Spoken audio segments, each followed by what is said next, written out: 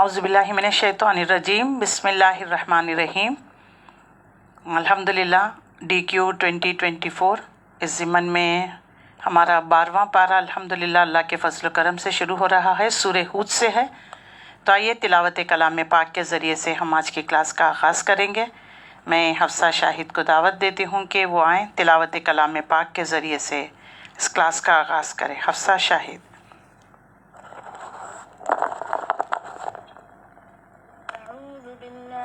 الشيطان الرجيم بسم الله الرحمن الرحيم ألف لام را كتاب أحكمت آياته ثم فصلت من لدن حكيم خبير ألا تعبدوا إلا الله إنني لكم منه نذير وبشير وأن استغفروا ربكم ثم توبوا إليه يمتعكم متاعا حسنا إلى أجل مسمى ويؤتي كل ذي فضل فضله وإن تولوا فإني أخاف عليكم عذاب يوم كبير إلى الله مرجعكم وهو على كل شيء قدير ألا إنهم يثنون صدورهم ليستخفوا منه ألا حين يستغشون ثيابهم يعلم ما يسرون وما يعلنون إنه عليم بذات الصدور وما من دابة في الأرض إلا على الله رزقها ويعلم مستقرها ومستودعها كل في كتاب مبين وهو الذي خلق السماوات والأرض في 6 أيام وكان عرشه على الماء ليبلوكم أيكم أحسن عملا ولئن قلت إنكم مبعوثون من بعد الموت ليقولن الذين كفروا إن هذا إلا سحر مبين ولئن أخرنا عنهم العذاب إلى أمة معدودة ليقولن ما يحبسه ألا يوم يأتيهم ليس مصروفا عنهم وحاق بهم ما كانوا به يستهزئون ولئن أذقنا الإنسان منا رحمة ثم نزعناها منه إنه ليئوس كفور ولئن أذقناه نعماء بعد ضراء مسته ليقولن ذهب السيئات عني إنه لفرح فخور صدق الله العظيم۔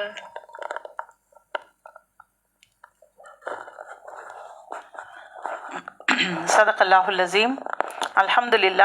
الحمدللہ رب العالمین، الصلاۃ والسلام علی رسولہ الکریم وآلہ وصحبہ اجمعین والعاقبۃ للمتقین، اما بعد۔ محترم خواتین اور عزیز بہنوں، السلام علیکم ورحمۃ اللہ وبرکاتہ۔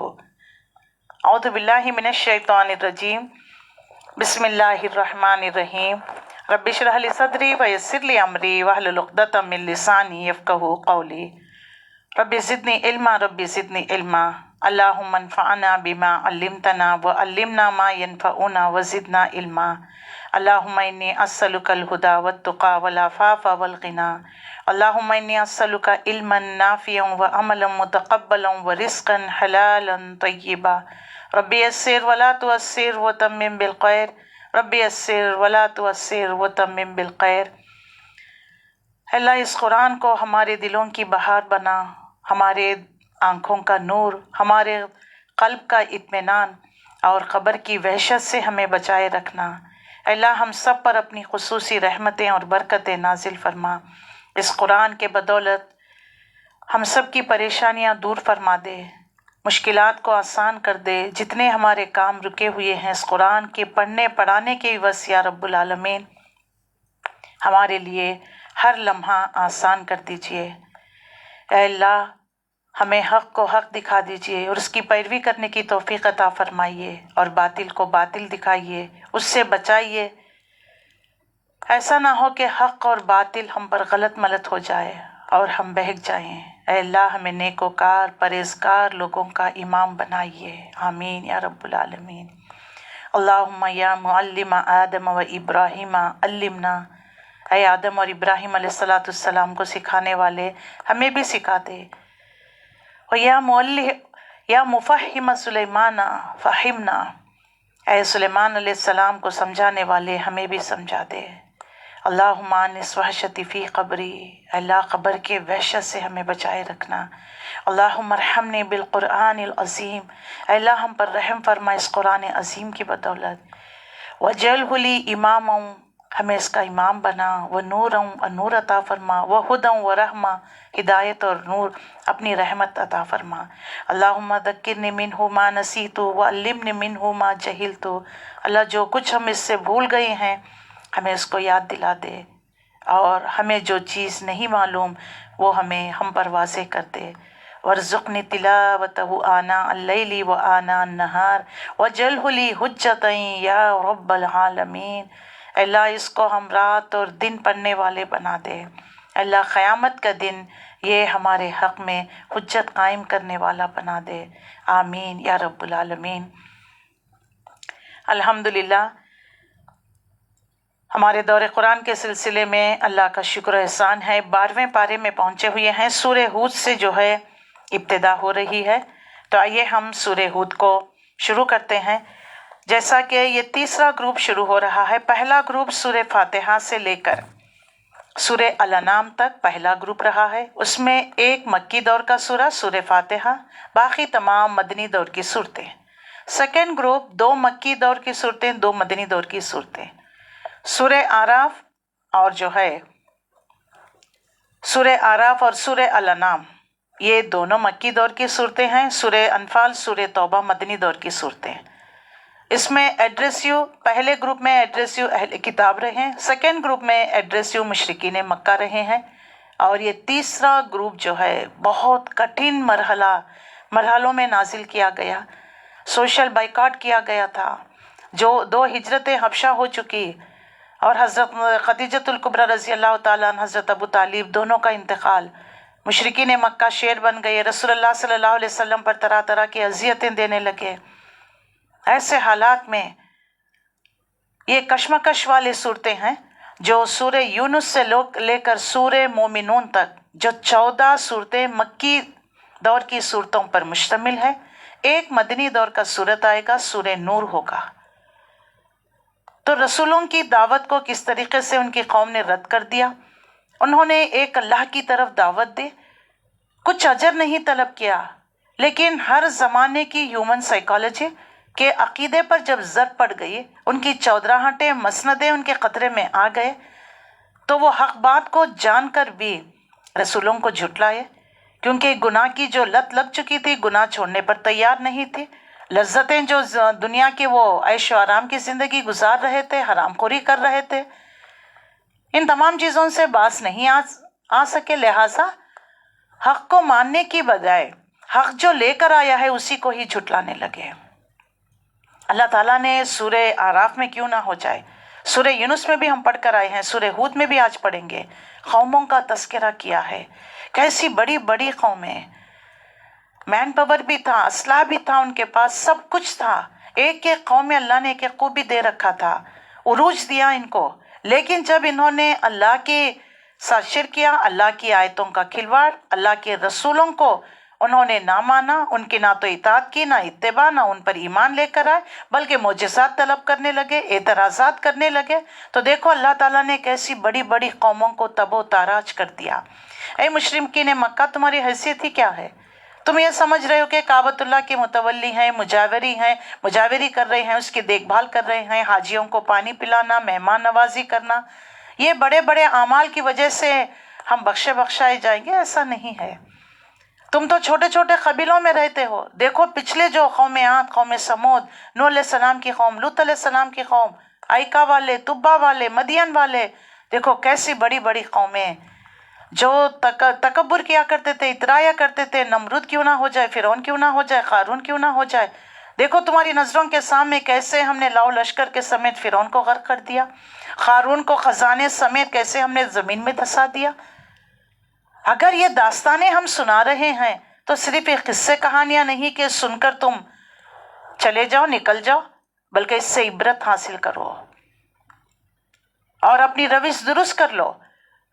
محمد رسول اللہ صلی اللہ علیہ وسلم تمہارے درمیان موجود ہیں، آپ کی پیدائش، بچپن، لڑکپن، ادھڑ عمر، آپ صلی اللہ علیہ وسلم الصادق الامین تم کہتے تو اپنی قیمتی چیزیں لے جا کر رسول اللہ صلی اللہ علیہ وسلم کے پاس رکھ کر آتے، لیکن جب رسول اللہ صلی اللہ علیہ وسلم نے تمہیں شرک سے بچانے، تمہیں جہنم کی آگ سے بچانے کے لیے کوشش کر رہے ہیں، ایک اللہ کی طرف دعوت دے رہے ہیں، اور تم سب جانتے ہو کہ رسول اللہ صلی اللہ علیہ وسلم نے کبھی بھی زندگی میں جھوٹ نہیں کہا، کبھی وعدہ خلافی نہیں کی، کیا ایسے شخص اللہ کے بارے میں کچھ جھوٹ گھڑ سکتا ہے؟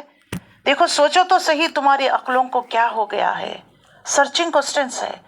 پھر آسمان پر غور کر کر دیکھو، زمین پر یہ پانی کون برساتا ہے؟ زمین سے جو ہے نباتات، یہ غلہ، اناج، ترکاری کون اگاتا ہے؟ جسے تم اور تمہارے مویشیوں کے لیے اللہ تعالیٰ نے رزق فراہم کیا۔ یہ ہوائیں کون چلاتا ہے؟ یہ بادل کون چلاتا ہے؟ یہ بارش کون برساتا ہے؟ یہ بجلیاں کون کڑکڑاتا ہے؟ سبحان اللہ۔ اللہ تعالیٰ نے کہا کہ نبی ان سے پوچھئے، تو سب کہتے ہیں، سب بات پر کہتے ہیں کہ اللہ۔ جب تم کہتے ہو، مانتے ہو کہ یہ تمام کائنات کو چلانے والا اللہ کی ذات ہے، تو پھر اس کی بندگی کیوں نہیں بجا لاتے؟ اس کے ساتھ شرک کیوں کرتے ہو؟ شرک کی نفی کر دی گئی، شرک کی تردید کی گئی۔ اس زمانے میں لات، منات، عزا دیوی دیوتاؤں کو لا کر 360 کعبۃ اللہ میں بٹھائے بیٹھے تھے، ایک ایک قبیلے کا ایک ایک بت، ان کے آگے نظر، نیاز، منتیں، مرادیں مانگنا، چراغیں جلانا۔ جیسے آج بھی دیکھ لیجئے، پیروں کے، ولیوں کے، بزرگان دین کے مزاروں پر جاتے ہیں، قبروں پر جاتے ہیں، چادریں چڑھاتے ہیں، چراغیں جلاتے ہیں، عرس ان کے نام پر کرتے ہیں، چندہ اکٹھا کرتے ہیں، کیونکہ یہ مشکل کشا ہیں، یہ حاجت روا ہیں، ہماری مشکل کو وہ دور کر دیں گے، ہماری حاجتوں کو پورا کریں گے۔ اللہ تعالیٰ نے جو ہے قیامت کے دن یہ مرشد کو بھی، پیر صاحب کو بھی آمنے سامنے رکھ دیا جائے گا۔ یہ ولی اللہ جن کی تم آج جا کر غلے میں جو ہے ہری ہری نوٹیں ڈال کر آتے ہو، ان کے نام کے شیخ عبد القادر جیلانی، میاں سا قادری، غریب النواز، خواجہ غریب النواز، بندوں کو نوازنے والے، یہ تمام جو ہے نیک لوگ ہیں، اولیاء اللہ ہیں، اللہ کے دوست ہیں۔ ان کا تقویٰ، ان کا زہد، ان کی زندگیاں کس طریقے سے گزری؟ انہوں نے کبھی یہ تم سے نہیں کہا کہ ہمارے مرنے کے بعد ہمارے قبروں کو پختہ کرنا، چادریں چڑھانا اور چمکیلے لحاف، میلے ٹھیلے، عرس کرنا، کیا انہوں نے کہا؟ قیامت کے دن اللہ دونوں کو آمنے سامنے کرتے گا۔ اللہ اولیاءوں سے پوچھے گا، کیا تم نے کہا تھا کہ ہمارے مرنے کے بعد ہمارا ساتھ یہ معاملہ کرنا؟ یہ تمہاری عبادت کرتے تھے، کیا تمہیں پتا؟ ہر پیر جمعرات آ کر چراغیں جلایا کرتے تھے، چادریں بدلایا کرتے تھے، پھول کی مالائیں لایا کرتے تھے، فاتحہ دلایا کرتے تھے۔ کیا آپ نے کہا؟ وہ کہیں گے پروردگار ہم تو جانتے ہی نہیں ان کو، یہ کون ہے ہمیں نہیں معلوم۔ دوسری بات، ہم نے کبھی ان سے نہیں کہا کہ ہمارے مرنے کے بعد ہمارے ساتھ یہ معاملہ کرنا۔ تو دیکھو وہ تو بری ذمہ ہو گئے، پکڑ میں تو پھر کون آ گئے؟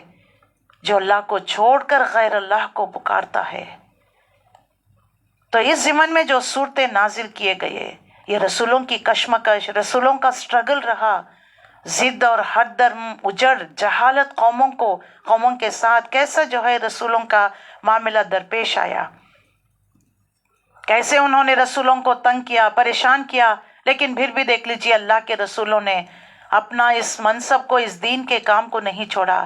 اللہ تعالیٰ نے جو منصب پر بھیجا تھا اس کو پورا کرنے میں لگ گئے۔ تو یہاں پر رسول اللہ صلی اللہ علیہ وسلم کے مکی دور کا یعنی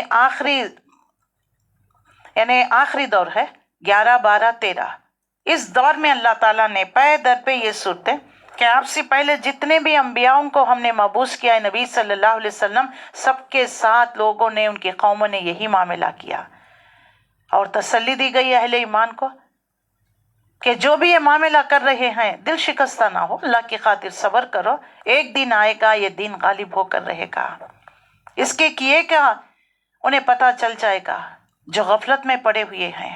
اللہ تعالیٰ نے جو ہے ان صورتوں میں رسول اللہ صلی اللہ علیہ وسلم اور اہل ایمان کو تسلی دے دی گئی ہے، جو بھی معاملہ کر رہے ہیں یہ اس کے جو ہے اس کی سزا بھگت کر رہیں گے، دنیا میں بھی اور آخرت میں۔ ہر انسان کا، ہر قوم کا ایک وقت لکھا ہوا ہوتا ہے، انسان کا وقت ختم، وفات ہو جاتی ہے، اس کی روح قبض کر لی جاتی ہے۔ اسی طرح قوموں کا بھی اللہ تعالیٰ نے عروج و زوال رکھا ہے، ترقی بھی رکھا ہے، اور ان کا ریز اینڈ فال ڈاؤن فال بھی رکھا ہوا ہے۔ کبھی قومیں عروج میں تھی لیکن ان کا ڈاؤن فال بھی آتا ہے، جب بد اخلاقیاں ان کے اندر آ گئی، دنیا پرستی آ گئی، نفس پرستی آ گئی، خدا پرستی کو چھوڑ کر سب پرستیاں آ گئی، تو کیسے بنی اسرائیل کو اللہ تعالیٰ نے دھتکارے ہوئے بندر بنا دیا ان کی شکلوں کو۔ جب انہوں نے اللہ کی نافرمانی کی، سب کا قانون کو توڑا، تو ان کی شکلیں اللہ نے بدل دیا، ان پر کیسے کیسے عذاب آئے، ٹڈی دل آ گئے، پانی خون میں بدل گیا، اور مینڈکیں، سرسریاں، اور اللہ تعالیٰ فرماتا ہے یہ عذاب ہم کیوں بھیجتے ہیں، کیوں نازل کرتے ہیں، تاکہ تمہارے دل نرم ہو جائے، ایک سوئی کے ساتھ اللہ کی طرف پلٹ آئے ہیں۔ یہ مصیبتیں، دکھ، بیماری، تکالیفیں، یہ غم، رنج اللہ کیوں دیتا ہے؟ کہ اللہ نعوذ باللہ اپنے بندوں سے ناراض ہو کر، یا کیا معاملہ کیا ہے؟ نہیں، یہ ہمارے لیے ہی ہے کہ انسان اللہ کی طرف رجوع ہو، کم سے کم اب تو اس کا دل نرم ہو جائے۔ تو اسی لیے جو یکسوئی کے ساتھ اللہ کی عبادت کرے، بندگی کرے، توبہ استغفار کثرت سے کرتے رہنا ہے، کیونکہ اس سورے میں دیکھیے توبہ استغفار کے بارے میں زیادہ وضاحت کر دی گئی ہے۔ جو بھی تم نے کام کیا ہے، کوئی بات نہیں، تم نے شرک کیا، جہالت میں رہے، تم نے جو بھی کام کیے ہیں، گناہ کے کام کیے ہیں، دیکھو تمہیں رسول آ کر ایک اللہ کی طرف دعوت دے رہا ہے، اسلام لانے پر تمہارے پچھلے گناہ معاف کر دیے جائیں گے، ہجرت کرنے سے پچھلے گناہ، جہاد کرنے سے پچھلے گناہ بخش دیے جائیں گے، سبحان اللہ۔ لہٰذا توبہ استغفار کرتے رہو، نمازیں پڑھتے رہو، نماز میں اللہ کا ذکر، اللہ کی یاد، نمازوں کی پابندی، تو نماز میں جو ہے دل لگنا چاہیے۔ کیوں منتیں مانگتا ہے اوروں کے در سے اے اقبال، وہ کون سا کام ہے جو ہوتا نہیں تیرے پروردگار سے؟ کیوں در در بھٹکتے ہو؟ ایسا کون سا کام ہے جو تمہارے رب سے، تمہارے پروردگار سے نہیں ہوتا؟ یہ ولی اللہ، پیر، یہ بزرگان دین یہ کرتے ہیں، بتائیے۔ دعا تو دل سے مانگی جاتی ہے، زبان سے نہیں ہے اقبال، ورنہ اللہ تعالیٰ تو بہت سارے بے زبانوں کو بھی پیدا کیا، گونگے بھی پیدا کیا، تو کیا ان کی دعا نہیں قبول ہوتی؟ دعا کا مطلب دل سے مانگی جانا ہے، دل سے مانگی جانے والی چیز ہے۔ تو یہاں پر جو ہے ان باتوں کی وضاحت کر دی ہے، تو الحمدللہ ہم سورے کے ساتھ ساتھ دیکھیں گے، اور پہلے بھی بتا دیا گیا کہ کس طریقے سے یہ گروپ کے صورتیں، 15 صورتیں ہیں تھرڈ گروپ میں، اور تین گروپس کا، تین صورتوں کا ایک گروپ ہے، تو 2 صورتوں میں ریسیپروکل ہے، زوجیت ہے، سملیرٹیز پائی جاتی ہیں، ایک سورے میں سائنٹیفک دلائل، تو ایک سورے میں ہسٹری بیان کی گئی ہے، اور ایک سورت جو ہے منفرد ہے۔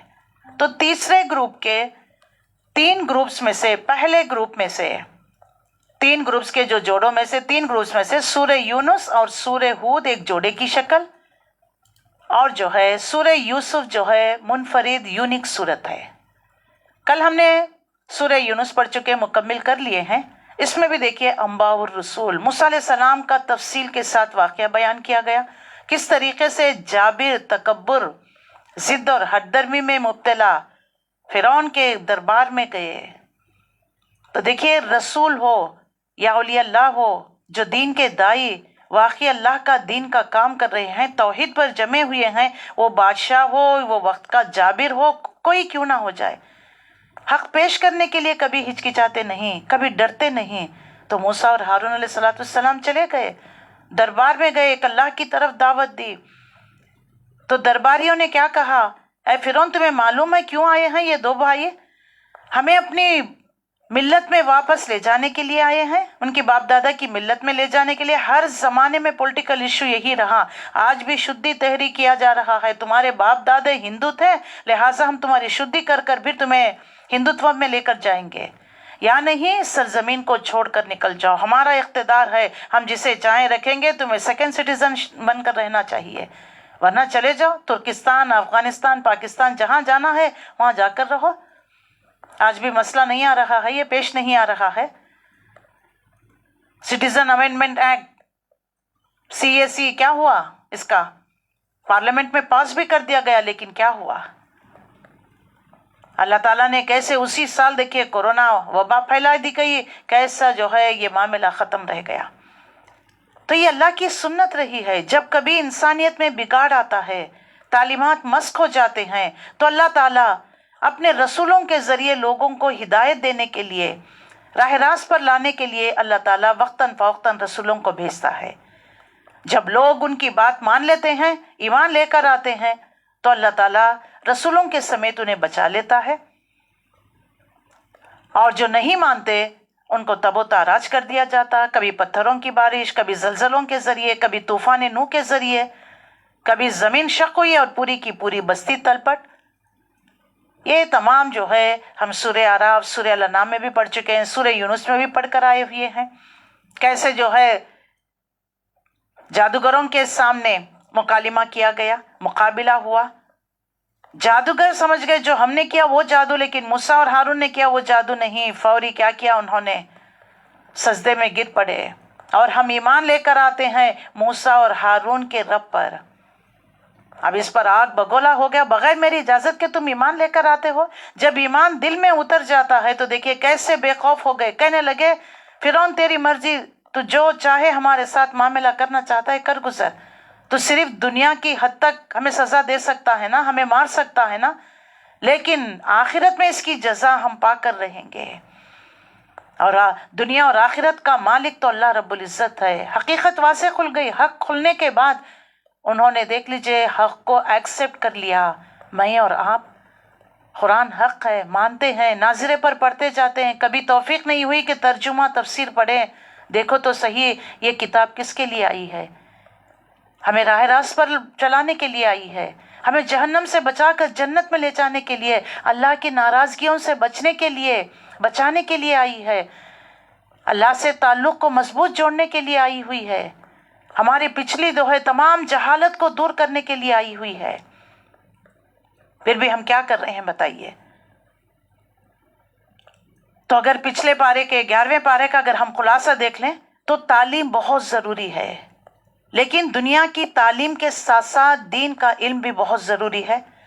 نمبر 2، لوگوں کو نرمی سے دین کی دعوت دینا، لوگوں کو اللہ کی محبت دینی ہے، ڈرانا نہیں ہے، اور اپنے گناہوں پر استغفار کریں، اللہ سے معافی مانگے، اللہ سے رحم کی دعا کرے، انصاف کی نہیں ہے، اور صرف دوسروں کو نصیحت نہیں کرنی ہے، خود بھی عمل کرتے رہنا ہے۔ برادری یا قوم کی وجہ سے اللہ کی حکم کو پیچھے نہیں ڈالنا ہے، لوگوں کو خوش کرنے کے لیے اللہ کو ناراض نہیں، ادھورا دین نہیں لینا ہے، ادخلوا فی السلم کافہ، پورے کا پورا دین پر چلنا ہے، اور پوری نیکیاں کرنے والے بننا ہے، نعمتوں کی نمائش نہیں کرنی ہے۔ پھر اس کے بعد کہتے ہیں نا پتہ نہیں نظر لگ گئی، جادو ٹونا ہو گیا، پھر بابائیوں کے پیچھے پڑتے ہیں اور مال ان پر خرچ کرتے ہیں۔ یہ تم نعمتوں کا اظہار کرتے ہو تو نظر لگتی ہے، تو پھر یہ اللہ کے رسول صلی اللہ علیہ وسلم نے خود فرمایا نظر انسان کو خبر تک، اونٹ کو ہانڈیے تک پہنچا دیتی ہے، تو اس کا ایگزیبٹ نہ کیا کرے۔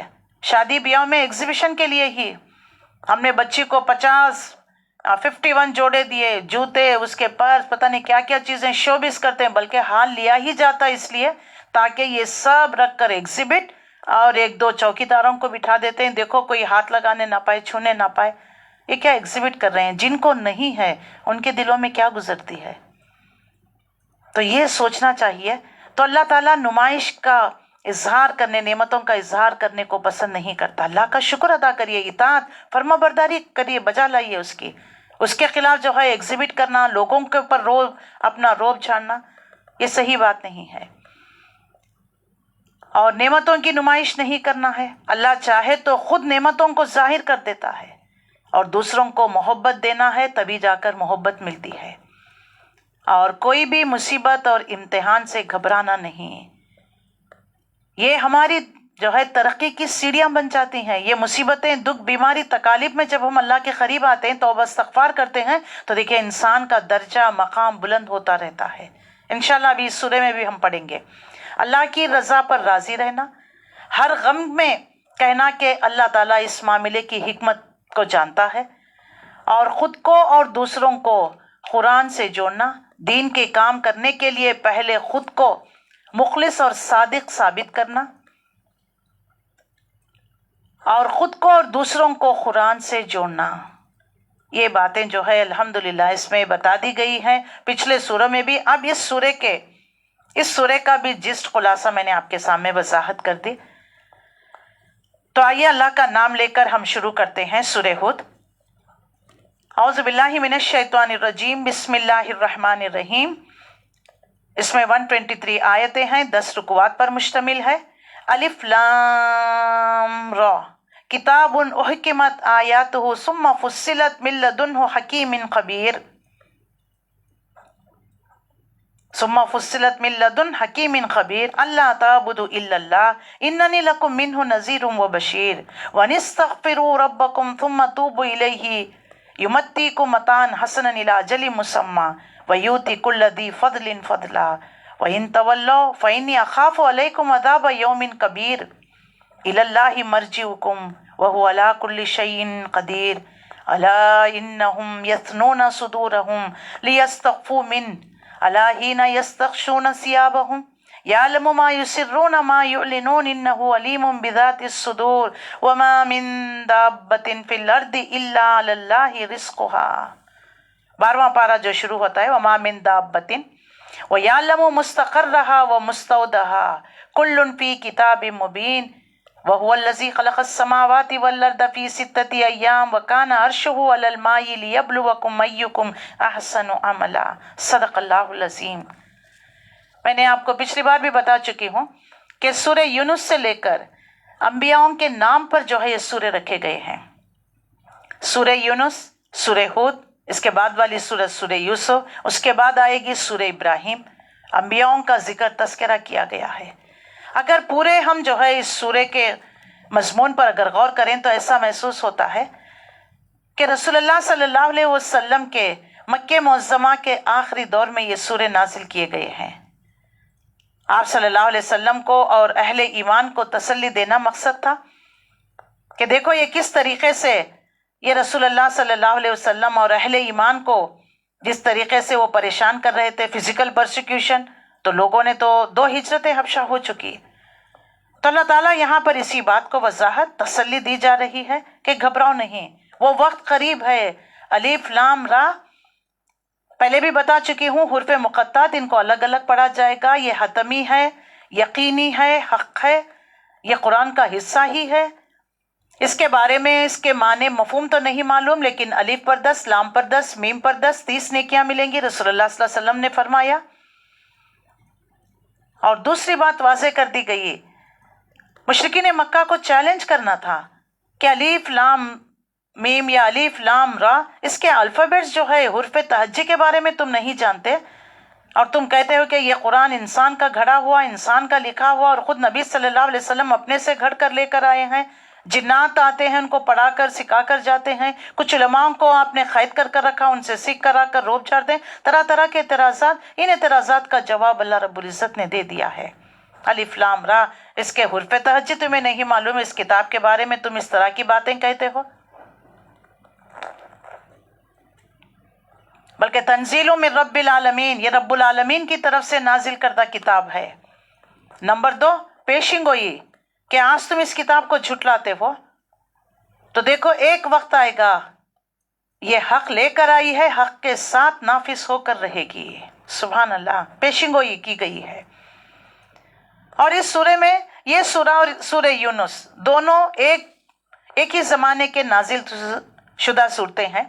حدیث میں آتا ہے کہ رسول اللہ صلی اللہ علیہ وسلم سے ایک دن حضرت ابوبکر نے پوچھا، اللہ کے رسول، میں دیکھتا ہوں کہ آپ بوڑھے ہوتے جا رہے ہیں، اس کی کیا وجہ ہے؟ یعنی آپ صلی اللہ علیہ وسلم پر ایسے خوف کے آثار اس طریقے سے، تو پوچھا گیا کہ اللہ کے نبی کیا بات ہے، آپ اس طرح مجھے بوڑھے نظر آتے ہیں؟ تو اس پر رسول اللہ صلی اللہ علیہ وسلم نے فرمایا، شیبتنی ہودن و اخواتہ، مجھ پر سورہ ہود اور اس کی ہم مضمون صورتوں نے مجھے بوڑھا کر دیا ہے، کیونکہ قوموں کا تذکرہ ہے، عذاب کا ذکر ہے کہ جو قوم بھی جو ہے اپنے رسول پر ایمان نہیں لے کر آئے، اللہ کے ساتھ شرک کیا، معجزات طلب کرتے رہے، حق کو دیکھ کر بھی انہوں نے انکار کر دیا، حجت قائم ہو گئی، پھر اللہ کی پکڑ آ گئی، اللہ کا عذاب ان پر آ گیا۔ تو کہیں ایسا نہ ہو کہ میری قوم پر بھی عذاب آئے گا۔ اللہ کے نبی صلی اللہ علیہ وسلم ڈرا کرتے تھے، اسی لیے چاہتے تھے کہ جہنم سے بچا لیا جائے، عذاب سے بچا لیا جائے۔ تو ہمیں اس سے اندازہ ہونا ہے کہ رسول اللہ صلی اللہ علیہ وسلم کے لیے وہ زمانہ کیسا سخت ہوگا، جبکہ ایک طرف کفار مشرکین اپنے تمام ہتھیاروں سے دعوت حق کو ختم کرنے کی کوشش کر رہے تھے، تو دوسری طرف اللہ کی طرف سے یہ پے در پہ وارننگز نازل ہو رہی تھی، تنبیہ نازل ہو رہی تھی۔ اس حالات میں آپ صلی اللہ علیہ وسلم کو ہر وقت یہ ڈر، یہ گھبراہٹ، یہ اندیشہ لگا ہوا رہتا تھا کہ کہیں اللہ کی دی ہوئی مہلت ختم تو نہیں ہو گئی، کہیں آخری گھڑی تو نہ آ گئی، جبکہ اللہ تعالیٰ کسی قوم کو عذاب میں پکڑ لینے کا فیصلہ کر لیتا ہے فی الواقع وہ وقت آ جاتا ہے تو پھر عذاب میں مبتلا کر دیتا ہے۔ تو اس سورے کو پڑھتے وقت جو ہے ہمیں ایسا محسوس ہوتا ہے کہ جیسے کہ ایک سیلاب ہے جو بند ٹوٹنے کو ہے اور اس سے غافل ہے آبادی، جو اس سیلاب کی زد میں آنے والی ہے۔ تو یہاں پر لاسٹ وارننگ کی جا رہی ہے، اور اس سورے کا بھی جو ہے موضوع، مباحث اور جسٹ کنٹینٹ دیکھا جائے تو سورہ یونس کا ہی ہے، دعوت، اعتراضات کا جواب، تنبیہ۔ لیکن سورہ یونس میں دعوت مختصر اور واعظ نصیحت زیادہ تھی، اور یہاں پر جو ہے دعوت دی جا رہی ہے، انبیاء کا تذکرہ کر کس طریقے سے انبیاء نے اپنی قوموں کو دعوت و تبلیغ کی اور عذاب سے ڈرایا، اس طریقے کا یہاں پر وضاحت کر دی گئی ہے۔ الف لام را حرف مقطعات ہے، کتاب حکمت آیات ثم فصلت من لدن حکیم خبیر۔ الف لام را یہ وہ کتاب ہے جس کی آیت پہلے پختہ کی گئی، پھر ان کی تفصیل بیان کی گئی اس ہستی کی طرف سے جو حکیم اور خبیر ہے۔ دیکھیے جو ریسیپوکل صورتیں ہوتے ہیں نا، اس میں سائنٹیفک دلائل ایک سورے میں تو ایک میں ہسٹری بیان کی جاتی ہے۔ تو دیکھ لیجئے سورہ یونس میں سائنٹیفک دلائل واضح کر دیے گئے کہ چاند کو دیکھو، سورج کو دیکھو، رات اور دن کے آنے جانے میں دیکھو، آسمان پر غور کرو، زمین پر غور کرو، یہ سائنٹیفک دلائل۔ یہاں پر سورہ ہود میں ہسٹری بیان کی گئی ہے۔ سورہ ہود بھی قوموں کی تاریخ، ہلاکت کا انداز، کیسے ہلاک کیا گیا، اور سورہ یوسف میں مشکل حالات کے بعد آسانیاں، اور سورہ ہود میں کئی رسول کے واقعات بیان ہوئے ہیں، انباء اور رسول جس کو کہتے ہیں۔ سورہ یوسف میں ایک ہی نبی حضرت یوسف علیہ السلام کا بیان ہے، قصص النبی جس کو کہتے ہیں۔ اور سورہ ہود میں 123 آیات ساردے، تو ایک اوور ویو ہم دیکھتے ہیں۔ آیت نمبر 1 سے لے کر 24 اللہ کی نعمتیں اور بندوں کی ناشکری، 25 to 102 رسولوں کی اپنی قوموں کے ساتھ کشمکش، اور 103 سے لے کر 111 ایمان بالآخرہ، 112 سے لے کر 115 اہل ایمان کے لیے ایمان افروز ہدایت، نصیحت، بہت اچھے انداز میں سمجھایا گیا، بہت پیار اور محبت سے ان کو سمجھایا گیا کہ دیکھو اللہ کا عذاب آ کر رہے گا، اللہ کی بات مان لو۔ اور اس کے بعد 116 سے 123 نافرمانیاں کرنے والوں کے لیے وعید سنا دی گئی ہے، وارننگز۔ اور پچھلے قصوں کے جو ہے پچھلی قوموں کے داستان سنا کر انہیں بتا دیا گیا کہ دیکھو کس طریقے سے پچھلی قوموں نے اپنے رسولوں کی بات نہیں مانی تو ان کے ساتھ کیا معاملہ کیا گیا. اگر تم بھی یہی حرکت کرو گے، ہمیں ہسٹری بتا کر 5 قوموں کا ذکر کر کر ہمیں آئینہ دکھایا جا رہا ہے. ذرا آئینے میں تم اپنی شکل دیکھ لو تو تمہیں پتا چل جائے گا کہاں پر داغ دھبے لگے ہوئے ہیں، کہاں پر کیا لگا ہوا ہے، تاکہ تم اپنے چہرے کو صاف کر لیا کرو. تو دیکھو پچھلی قوموں میں کیا کمزوریاں تھی، کیا کوتاہیاں کی انہوں نے، جس سے اللہ کا غضب بھڑک اٹھا. اور وہی اگر تم غلطی کرو گے تو کہیں ایسا نہ ہو کہ اللہ کا عذاب تم پر بھی آ پڑے. سبحان اللہ. بہت پیارے انداز میں رسولوں نے جس طریقے سے دعوت و تبلیغ کو سر انجام دیا، ہمیں بھی اسی طریقے سے سسکتی دم توڑتی ہوئی روحوں کو اللہ کی طرف دعوت دینا ہے. پیار اور محبت سے جن لوگوں کو کچھ بھی پتا نہیں ہے ان تک اس اللہ کے پیغام کو پہنچانا یہ میری اور آپ کی ذمہ داری ہے. لہٰذا ہمیں قرآن کو سیکھنا ہے، لوگوں تک پہنچانا ہے. یہ ذمہ داری اللہ کے رسول نے حجۃ الوداع کے موقع پر میرے اور آپ کے کندھوں پر عائد کر دیے ہیں. تو اس قرآن سے بے پناہ محبت. یہ قرآن میرے نام اللہ کی طرف سے خط ہے، اس میں میرا ذکر ہے، میرے پچھلے جو قومیں گزرے، ہمارے اسلاف جو گزرے ہیں ان کا ذکر ہے. تو ہر انسان قرآن پڑھ کر اپنے آپ کو ڈھونڈنا چاہیے کہ میں یہاں پر کہاں ہوں، میرا کہاں ذکر ہے. کبھی متقین کا ذکر تو کبھی منافقین کا، کبھی کافر کا. تو ہمیں ڈھونڈنا ہے کہ میں کس گروپ میں ہوں. جنتیوں کے بارے میں، جہنمیوں کے بارے میں اپنے آپ کو ڈھونڈیے. کہاں پائیں گے ہم اپنے آپ کو؟ جنت میں یا جہنم میں؟ کہاں؟ تو ہمیں ان تمام چیزوں کے بارے میں سوچنا چاہیے اور اپنے رویوں کو ٹھیک کر لینا چاہیے. تو اللہ تعالیٰ نے یہاں پر واضح کر دیا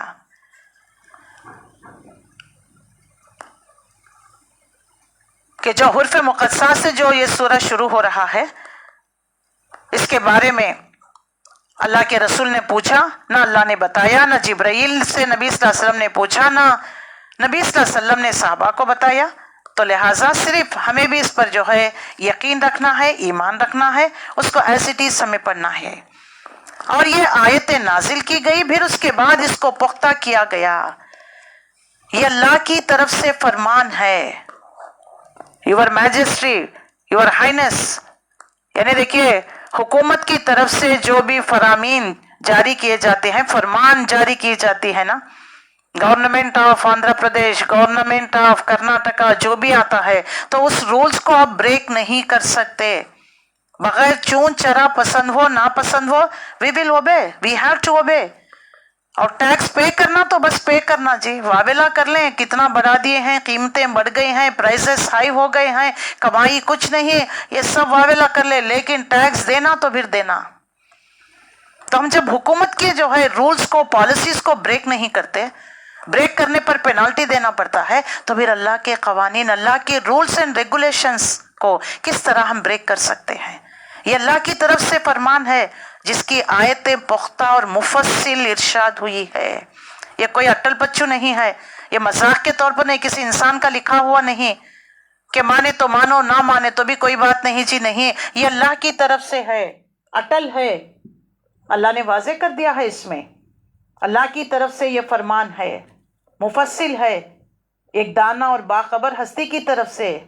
کیوں بھیجی گئی؟ کہ کتاب کا مقصد واضح کیا گیا کہ تم بندگی کرو مگر صرف اللہ کی، اللہ تعبدوا الا اللہ. توحید کی بات، پھر فوری رسالت کی، اننی لکم منہم نذیر و بشیر، میں اس کی طرف تم کو خبردار کرنے والا اور بشارت دینے والا بنا کر بھیجا گیا ہوں. وَنِسْتَغْفِرُوا رَبَّكُمْ ثُمَّ تُوبُوا إِلَيْهِ يُمَتِّعْكُمْ مَتَاعًا حَسَنًا إِلَىٰ أَجَلٍ مُّسَمًّى وَيُؤْتِ كُلَّ ذِي فَضْلٍ فَضْلًا وَإِن تَوَلَّوْا فَإِنَّ أَخَافُ عَلَيْكُمْ عَذَابَ يَوْمٍ كَبِيرٍ. اللہ کے رسول، ہر رسول نے بھی آ کر قوم سے کیا کہا؟ اے میری قوم، توبہ کرو، کفر سے کرو، شرک سے کرو. جب اب تک تم نے جو گناہ کیے ہیں نا، ان سب سے اللہ سے توبہ استغفار کرو. اللہ بخشنے والا، اللہ معاف کرنے والا ہے. تم اللہ سے توبہ استغفار کرتے رہو. واضح کر دیا نا لیکن اس کے باوجود بھی اگر ہم اللہ سے توبہ استغفار نہ کریں، اللہ تعالیٰ نے پچھلے کل ہم سورہ یونس میں پڑھ چکے ہیں، یونس علیہ السلام نے دھمکی دے کر کہ اللہ کا عذاب آئے گا وداؤٹ اللہ's پرمیشن، قوم کو چھوڑ کر نکل گئے۔ تو عذاب کو دیکھ لیا قوم نے تو سب بستی سے نکل گئے باہر اور اللہ سے گڑ گڑا کر توبہ استغفار کرنے لگے۔ تو اللہ تعالیٰ نے ان پر سے عذاب کو، یہ واحد قوم ہے کہ عذاب چسپاں ہونے کا وقت آ گیا پھر بھی اللہ تعالیٰ نے ان کو معاف کر دیا۔ وجہ کیا تھی؟ ایک تو نبی ان کے درمیان موجود نہیں تھا، بغیر اللہ کے اذن سے انہیں ہجرت کا بھی حکم نہیں ہوا تھا، آپ نکل کر چلے گئے بستی سے بیزار ہو کر لوگوں سے، اور دوسرا پوری کی پوری بستی توبہ استغفار کرنے لگی۔ تو اللہ تعالیٰ جو عذاب بھیجا تھا یہ واحد قوم ہے جس پر سے عذاب کو اللہ نے ٹال دیا۔ تو یہاں پر اسی بات کو واضح کر دیا گیا ہے کہ ہر قوم نے آ کر توبہ استغفار کی طرف ہی قوم کو جو ہے دعوت دی کہ اپنے پروردگار سے معافی مانگو اور اس کے حضور توبہ کرو، وہ ایک خاص مدت تک تمہیں اچھا سامان زندگی دے گا اور صاحب فضل کو اس کا فضل عطا کرے گا، اور اگر تم منہ پھیرتے ہو تو میں تمہارے حق میں بڑے ہولناک دن کے عذاب سے ڈراتا ہوں۔ تو اس آیت میں توبہ استغفار کی فضیلت بیان کی گئی ہے۔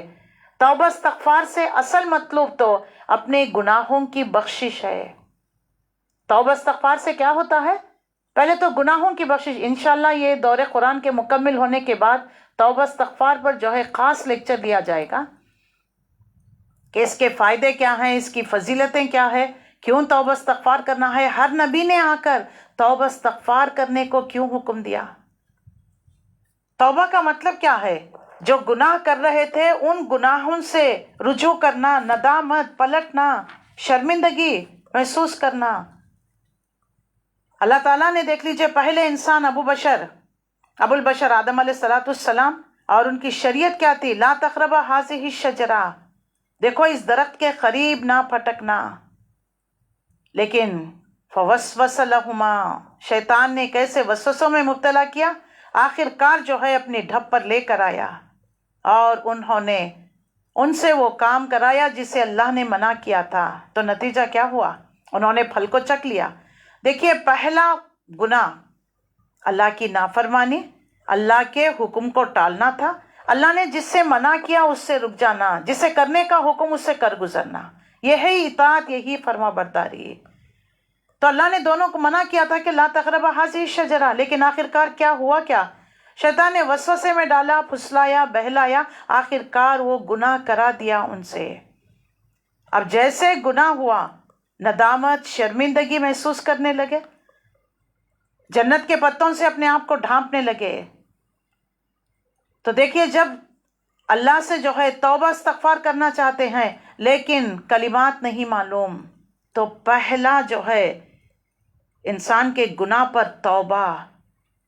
توبہ کا مطلب کیا ہے؟ اعتراف گناہ، ندامت، رجوع، لوٹ آنا، باز آ جانا، گناہ سے روگردانی کرتے ہوئے اللہ کی طرف متوجہ ہونا۔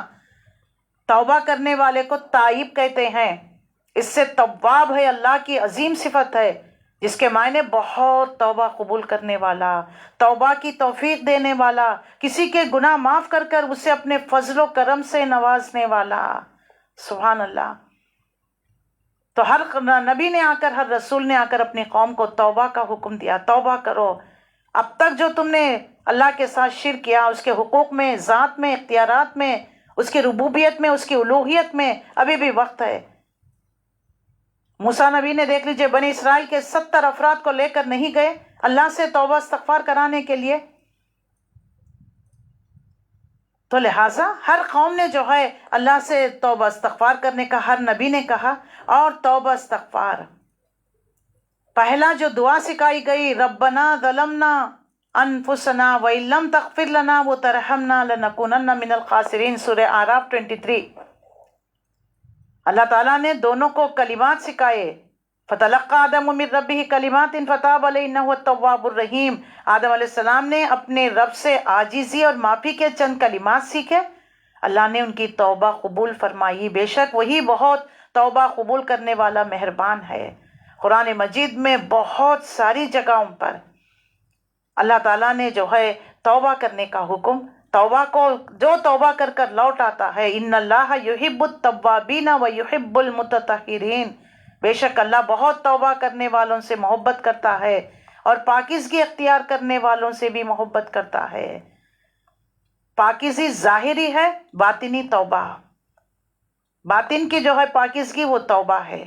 تو بہت سارے مقامات پر اللہ رب العزت نے توبہ استغفار کا قرآن مجید میں بے شمار آیتیں ہمیں ملتی ہیں۔ سورہ زمر میں یا عباد الذین اسرفوا علی انفسہم لا تقنطوا من رحمت اللہ، اے میرے بندو جنہوں نے اپنے جانوں پر ظلم کیا، زیادتی کیا، اللہ کی رحمت سے مایوس نہ ہو۔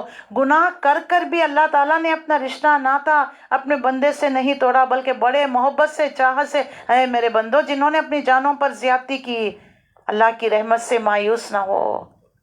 تو دیکھیے اللہ تعالیٰ گناہوں کو بخشنے والا ہے، مرتے دم تک گناہ کا دروازہ کھلا رکھ دیا ہے۔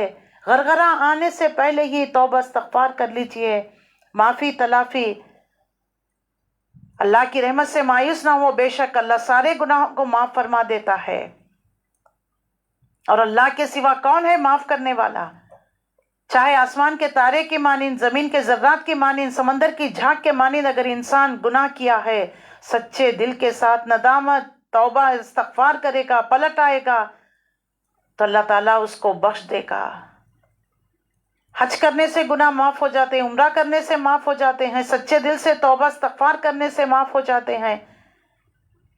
برا بن عازب کی روایت ہے کہ رسول اللہ صلی اللہ علیہ وسلم نے فرمایا، تم اس شخص کی خوشی کے متعلق کیا کہتے ہو جس کی اونٹنی جنگل میں کھو گئی، پھر وہ ڈھونڈ کر مایوس ہو کر ایک درخت کے نیچے جا کر سو گیا، جب وہ آنکھ کھولتا ہے تو اس شخص کے آگے وہ اونٹنی جو سر و سامان کے ساتھ لدی ہوئی وہ اس کے سامنے کھڑی ہوئی، تو اسے دیکھ کر وہ اتنا خوش ہو گیا، اتنا خوش ہو گیا۔ آپ صلی اللہ علیہ وسلم نے پوچھا کہ بتاؤ اس کا حال کیا ہوگا، تو صحابہ نے عرض کیا کہ اللہ کے نبی وہ تو زیادہ خوش ہو گیا ہوگا۔ رسول اللہ نے فرمایا سنو، اتنا خوش ہوا کہ کہنے لگا کہ تو میرا بندہ میں تیرا اللہ کہنے لگا۔ تو یہاں پر دیکھ لیجئے انسان اس طرح ہے، اس کی مثال ایک گمشدہ چیز جو بڑی محبت کرتے ہیں اس چیز سے، کھویا ہوا بچہ اگر مل جائے تو اس ماں باپ کے لیے کتنا خوشی کا سبب بنتا ہے، کھویا ہوا سامان مل جائے تو کتنی خوشی کا سبب۔ ایسے ہی ندامت شرمندگی کے ساتھ توبہ استغفار کرنے سے اللہ بہت خوش ہوتا، میرا بندہ میری طرف پلٹ کر آ گیا، ہم سے زیادہ اللہ خوش ہوتا ہے۔ تو لہٰذا حضرت عبداللہ بن عباس سے روایت رسول اللہ صلی اللہ علیہ وسلم نے فرمایا، من لزم الاستغفار جعل اللہ له من ضیق مخرجا ومن کل ہم فرجا ورزقہ من حیث لا یحتسب، جو پابندی کے ساتھ استغفار کرتا ہے اللہ اس کے لیے ہر غم سے نجات، ہر مشکل سے نکلنے کا راستہ بنا دیتا ہے، نکال دیتا ہے، اور وہاں سے رزق دیتا ہے جہاں اس کا وہم و گمان بھی نہیں۔ استغفار کرنے سے دلوں کا زنگ دور ہو جاتا ہے، حضرت ابو ہریرہ کی روایت ہے۔ اور مومن جب گناہ کرتا ہے دل پر ایک سایہ یعنی ایک سیاہ نشان پڑ جاتا ہے، پھر اگر وہ توبہ کرے تو وہ نشان، وہ گناہ ہٹ کر استغفار کرے تو اس کا دل صاف ہو جاتا ہے، لیکن وہ ڈر رہا ہے زیادہ گناہ کرے تو یہ نشان بڑھتا چلا جائے گا۔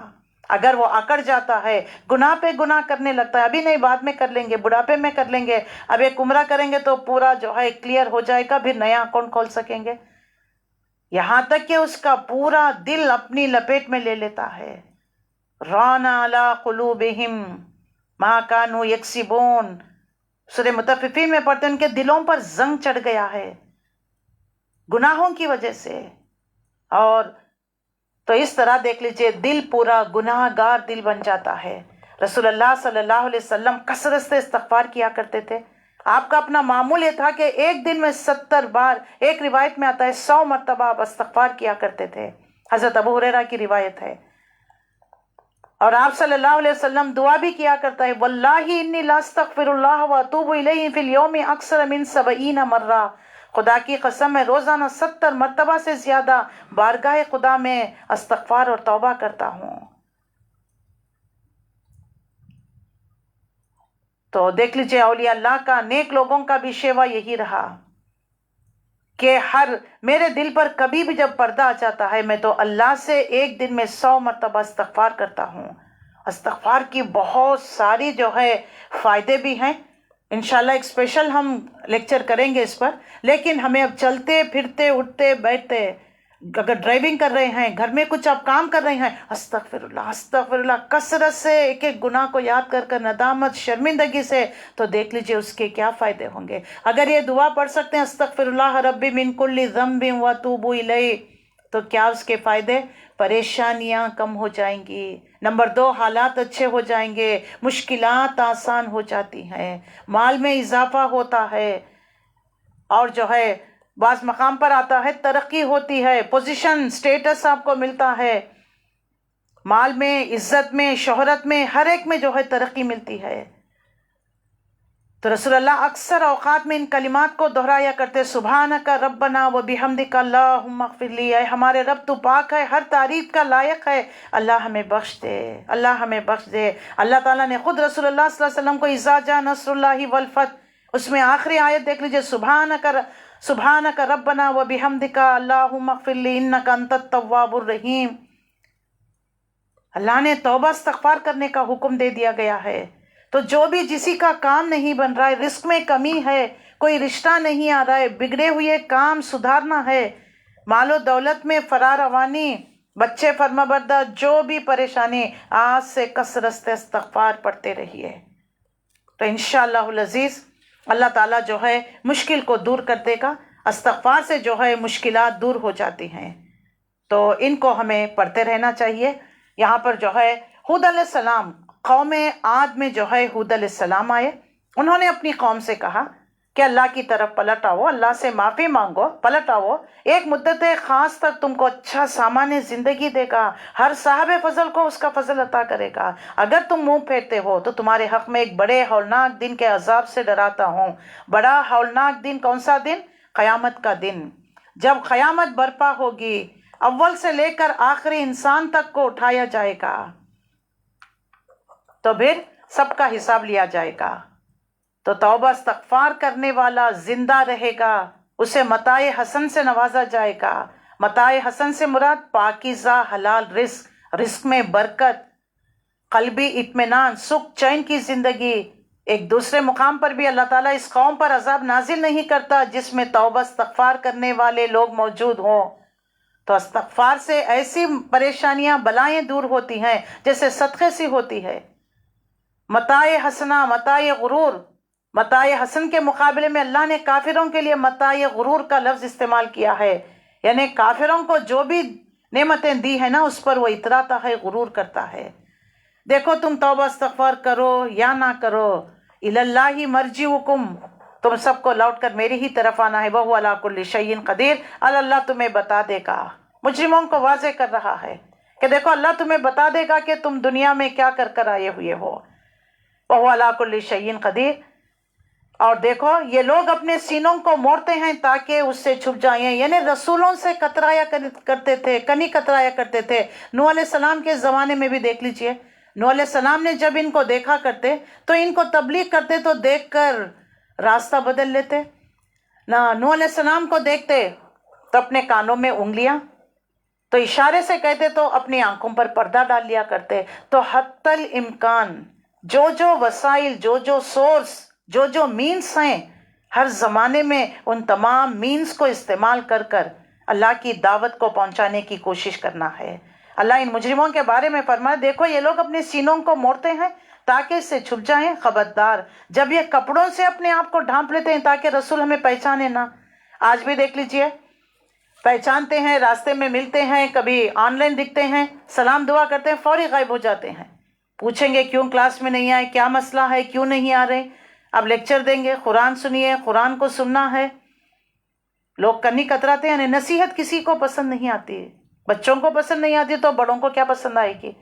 اللہ ان کے چھپے کو بھی جانتا ہے، کھلے کو بھی. یعنی کپڑا کس وجہ سے وہ ڈھانپ کر بچتے بچاتے بھاگ رہے ہیں، ان کے سینوں کے حال تک جانتا ہے. یہ رسولوں سے چھپنا چاہتے ہیں نا، رسول سے، دیکھو تمہارے سینوں کے حال تک اللہ جانتا ہے. اور زمین میں چلنے والا وما من دابۃ فی الارض الا علی اللہ رزقها. اب اللہ تعالیٰ واضح کرتا ہے جو ہے کچھ لوگ تھے اپنے رزق میں کمی ہو جائے گی. اگر ہم ایمان لے کر آئیں گے تو لوگوں کی جو ہے اذیتیں اور کاروبار ٹھپ ہو جائے گا، ہمارے جو ان کے ساتھ تعلقات ہیں بگڑ جائیں گے۔ تو اللہ تعالیٰ جو ہے یہاں پر واضح فرماتا ہے کوئی جاندار کیوں نہ ہو جائے، زمین میں چلنے والا کوئی جاندار ایسا نہیں جس کا رزق اللہ کے ذمے نہ ہو، اس کی قرار کو بھی اللہ جانتا ہے اور دفن ہونے کی جگہ کو بھی۔ یہ سب کچھ واضح کتاب یعنی لوح محفوظ میں لکھا ہوا ہے۔ تو اللہ رازق ہے، اللہ کی صفت واضح کی گئی ہے، انسان نہیں بلکہ زمین پر چلنے والے جانور حتیٰ کہ کیڑے مکوڑے چونٹیوں کا بھی رزاق اللہ ہی ہے۔ یہ اللہ کے ذمے ہے کہ ہر جاندار کو رزق اس کے مقام پر پہنچاتا ہے۔ تو اس آیت میں جہاں اللہ کی کمال رزاقیت کا اندازہ ہوتا ہے، وہاں اس کے وسعت علم کا بھی اندازہ ہوتا ہے۔ اللہ رزق کی فراروانی کا ذریعہ یہ ہے، آسمان سے بارش برتا ہے، زمین سے نباتات اگاتی ہے، پھر اس نباتات سے فصل پھل وغیرہ ہر جاندار کے لیے اللہ تعالیٰ نے رزق پہنچاتا ہے۔ تو تم ڈرو نہیں کہ اگر ہم دین پر عمل کریں گے تو ہمارے رزق میں کمی ہو جائے گی، پوزیشن جو ہے کم ہو جائے گا، سٹیٹس کم ہو جائے گا، مال میں کمی ہو جائے گی۔ نہیں، اصل میں تو رزاق اللہ کی ذات ہے، رزق دینے والا تو وہ ہے، تم اس سے ڈرو نہ کہ تم لوگوں سے۔ اللہ تعالیٰ نے یہاں پر وضاحت کر دی۔ پھر اس کے بعد جو ہے زمین پر چلنے والا کوئی جاندار ایسا نہیں جس کا رزق کا ذمہ اللہ نے نہ لے رکھا ہو۔ اور اتنا ہی نہیں ہے، وَيَعْلَمُ مُسْتَقَرَّهَا وَمُسْتَوْدَعَهَا كُلٌّ فِي كِتَابٍ مُبِينٍ، یعنی اللہ جانتا ہے وہ کہاں سونپے جاتا ہے، موت کہاں کس سرزمین پر، سب کچھ ایک صاف دفتر میں درج ہے۔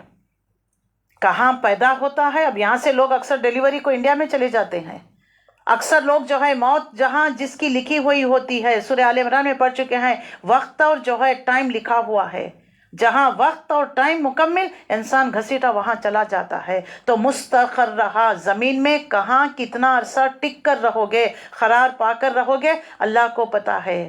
اور تمہارے سونپے جانے والی جگہ یعنی موت کی جگہ کون سی ہے، اللہ knows that one also، اللہ کو وہ بھی پتا ہے کہ تمہارے سونپے جانے والی چیز کون سی ہے۔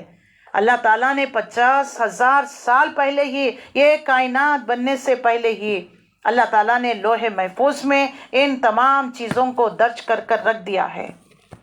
اب دیکھیں تقدیر کو بدلنے والی چیز جو ہے صرف اور صرف دعا ہے، دعا کے ذریعے سے ہی تقدیر بدلی جا سکتی ہے، اللہ نے یہاں پر وضاحت کر دی ہے۔ تو انسان کو رزق پہنچانا ہی اللہ کے ذمے نہیں ہے، وہ کہاں پر کتنا عرصہ قرار پکڑ کر رہے گا، کہاں اس کو موت آئے گی، اتنا تک اللہ جانتا ہے۔ اللہ اس کے شے رکھ کے قریب ہے، تو قریب والے کو چھوڑ کر تم دور والے کو پکارتے ہو۔ اللہ نے یہاں پر جو ہے اپنا رازق رزاق کا جو ہے صفت کو بیان کر دیا ہے۔ وَهُوَ الَّذِي، پھر اللہ کا جو ہے دلیل پیش کی گئی، وَهُوَ الَّذِي خَلَقَ السَّمَاوَاتِ وَالْأَرْضَ فِي سِتَّةِ أَيَّامٍ وَكَانَ عَرْشُهُ عَلَى الْمَاءِ لِيَبْلُوَكُمْ أَيُّكُمْ أَحْسَنُ عَمَلًا۔ اس مقام پر اللہ نے بیان کیا کہ وہ ہر چیز پر قادر ہے، زمین اور آسمان کو 6 دنوں میں پیدا کیا، اس سے پہلے اللہ کا عرش پانی پر تھا۔ مسند احمد میں عمران بن حسین کی روایت ہے کہ رسول اللہ صلی اللہ علیہ وسلم نے فرمایا، اے بنو تمیم بشارت قبول کر لو۔ انہوں نے عرض کیا آپ نے ہمیں بشارت دی ہے، پھر آپ کچھ عطا فرمائے۔ آپ صلی اللہ علیہ وسلم نے فرمایا اے اہل یمن تم بشارت قبول کر لو۔ انہوں نے عرض کی ہم نے اسے قبول کر لیا۔ اب یہ فرمائیں کہ اس کائنات کی سب سے پہلے ابتدا کس طرح ہوئی؟ آپ صلی اللہ علیہ وسلم نے فرمایا تم جانتے ہو اس کائنات کی ابتدا کس طرح سے ہوئی؟ پھر آپ نے فرمایا ہر چیز سے پہلے اللہ کی ذات گرامی تھی، اللہ کا عرش پانی پر تھا، اس نے لوح محفوظ میں ہر چیز کا ذکر لکھ دیا تھا۔ اللہ اکبر۔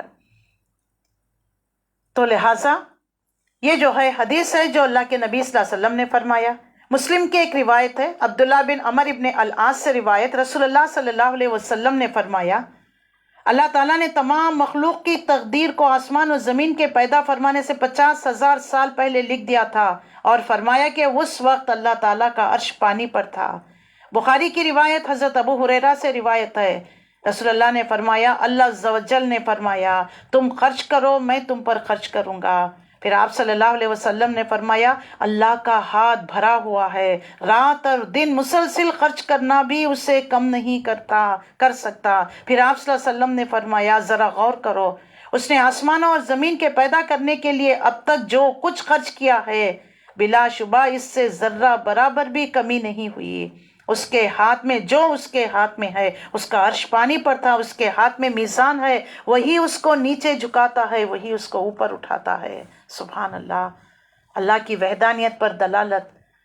پچھلے سورے میں بھی رات اور دن کو دیکھو، سورج اور چاند کو دیکھو، تارے، سیارے، ہوا، بادل، بارش، پانی، یہ تمام چیزوں کو دیکھ کر سائنٹیفک دلائل ہیں، اور تمہیں پیدا کرنے کا مقصد لیبلوکم ایکم احسن عملا، یہ تمام نعمتیں دے کر اللہ نے تمہیں کون اچھا عمل کرتا ہے، یہ ہمارے لیے امتحان ہے۔ ہم سب امتحان حال میں بیٹھے ہوئے ہیں۔ آیت نمبر 7 تک اس بات کو واضح کر دیا۔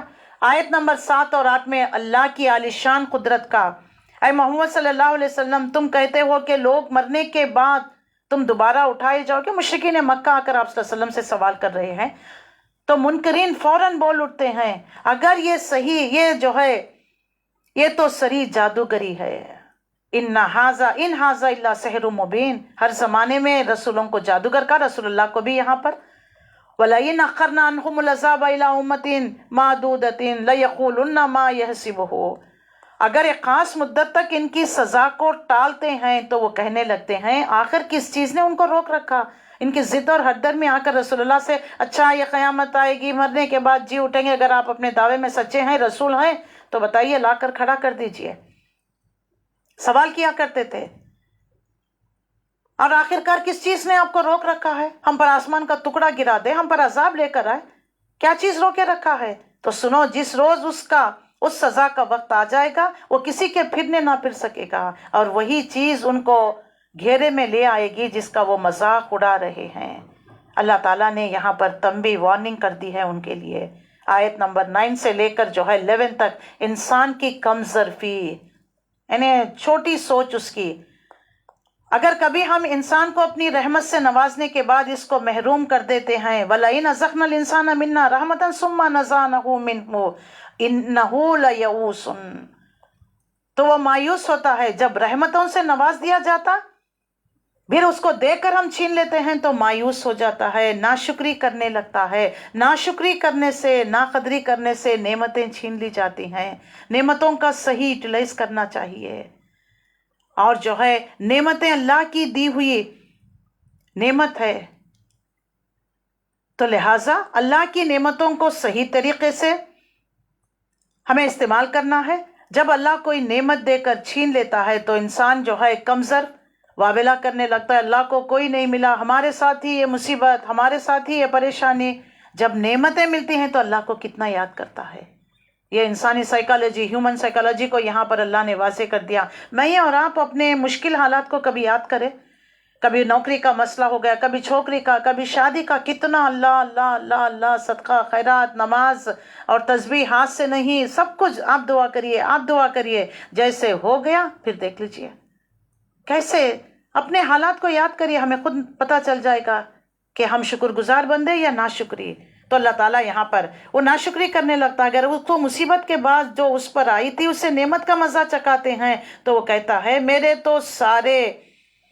میرا تو سارا حق یہی تھا، میرا تو سارا بیڑا پار ہو گیا۔ پھر پھولنے والا سماتا ہے، اکڑنے لگ جاتا ہے، کہتا ہے کہ میرا تو بیڑا پار جی، وہ فلانے بابا کے پاس گئے تھے، فلانے پیر نے دعا کی، فلانے جا کر چادر چڑھا دی، تو بس میرا تو بیڑا پار ہو گیا۔ خود بھی کرتے ہیں، پھر دوسروں کو کہتے ہیں جائیے فلانی جگہ، وہ پہاڑ پر، دادا کا پہاڑ، وہاں پر چڑھ کر جائیے، وہ مشکل سے تم اوپر چڑھ کر جاتے ہو، دعا کرتے ہو نا، دیکھو دعا ٹال دیتا ہے۔ کون ٹالتا ہے یہ مصیبت؟ اللہ کے سوا کوئی نہیں ٹال سکتا۔ اولیاء اللہ، بزرگان دین، رسول، نبی، انبیاء، شہداء، سب خبروں میں لیٹے ہوئے ہیں، وہ سن نہیں سکتے۔ اللہ تعالیٰ نے ان کی روحوں کو، زمین کو حکم دیا کہ ان کی روحوں کو وہ کھائیں گے نہیں، ان کے جسموں کو تر و تازہ رکھیں گے 10 سال۔ اس کا یہ مطلب نہیں کہ وہ سنتے ہیں، ہماری دعاؤں کو اللہ تک پہنچاتے ہیں، نہیں۔ اور اس عیب سے پاک اگر کوئی ہے تو بس وہ لوگ جو صبر کرنے والے ہیں، نیکوکار ہیں، وہی ہیں جن کے لیے درگزری بھی ہے، بڑا اجر بھی ہے۔ اس سے کون بچے رہیں گے ایسی کنڈیشن سے؟ تو مومن کی صفت کیا ہونی چاہیے؟ مصیبت میں صبر اور اچھے حالات میں شکر، توبہ استغفار، اللہ سے جڑے رہنا، اللہ کی کتاب کو مضبوطی کے ساتھ تھام لینا، اچھے اعمال کرتے رہنا۔ تو یہ کون کر سکے گا؟ مومن جو ہے بڑا قوی ہوتا ہے، وہ حالات سے کبھی گھبراتا نہیں، برے حالات میں صبر۔ صحابہ کی زندگیوں کو دیکھ لیجئے، صبر اور خوشحالی میں اللہ کا شکر۔ رات کے عابد، دن کے مجاہد تھے، اور ان کے لیے اللہ کی طرف جو ہے بڑی اجر بھی ہوگا، ان کے لیے مغفرت بھی ہے۔ اس کے بعد اللہ تعالیٰ جو ہے آیت نمبر 12 اور 14 میں نبی صلی اللہ علیہ وسلم اور رسول اللہ صلی اللہ علیہ وسلم، قرآن اللہ کا کلام ہے، اس کے بارے میں تو اے نبی صلی اللہ علیہ وسلم، کہیں ایسا نہ ہو کہ تم ان چیزوں میں سے کسی چیز کو بیان کرنے سے چھوڑ دو جو تمہاری طرف وحی کی جا رہی ہے، یعنی جو قرآن آپ پر نازل کیا جا رہا ہے اس میں سے کوئی چیز مس نہیں کرنا۔ ان کو ناراض ہو جائیں گے، سود کے بارے میں بولوں گا تو یہ لوگ نہیں مانیں گے، اگر ان کی دیوی دیوتاؤں کے بارے میں کچھ بتاؤں گا تو وہ ناراض ہو جائیں گے، میرے اوپر بل پڑیں گے۔ آج ہم ان تمام خطرات سے ہیں، کہیں حکومت کی نظر میں نہ آ جائے، کہیں فلاں نہ ہو جائے، کہیں جاب نہ چلے جائے، کہیں فلاں نہ ہو جائے۔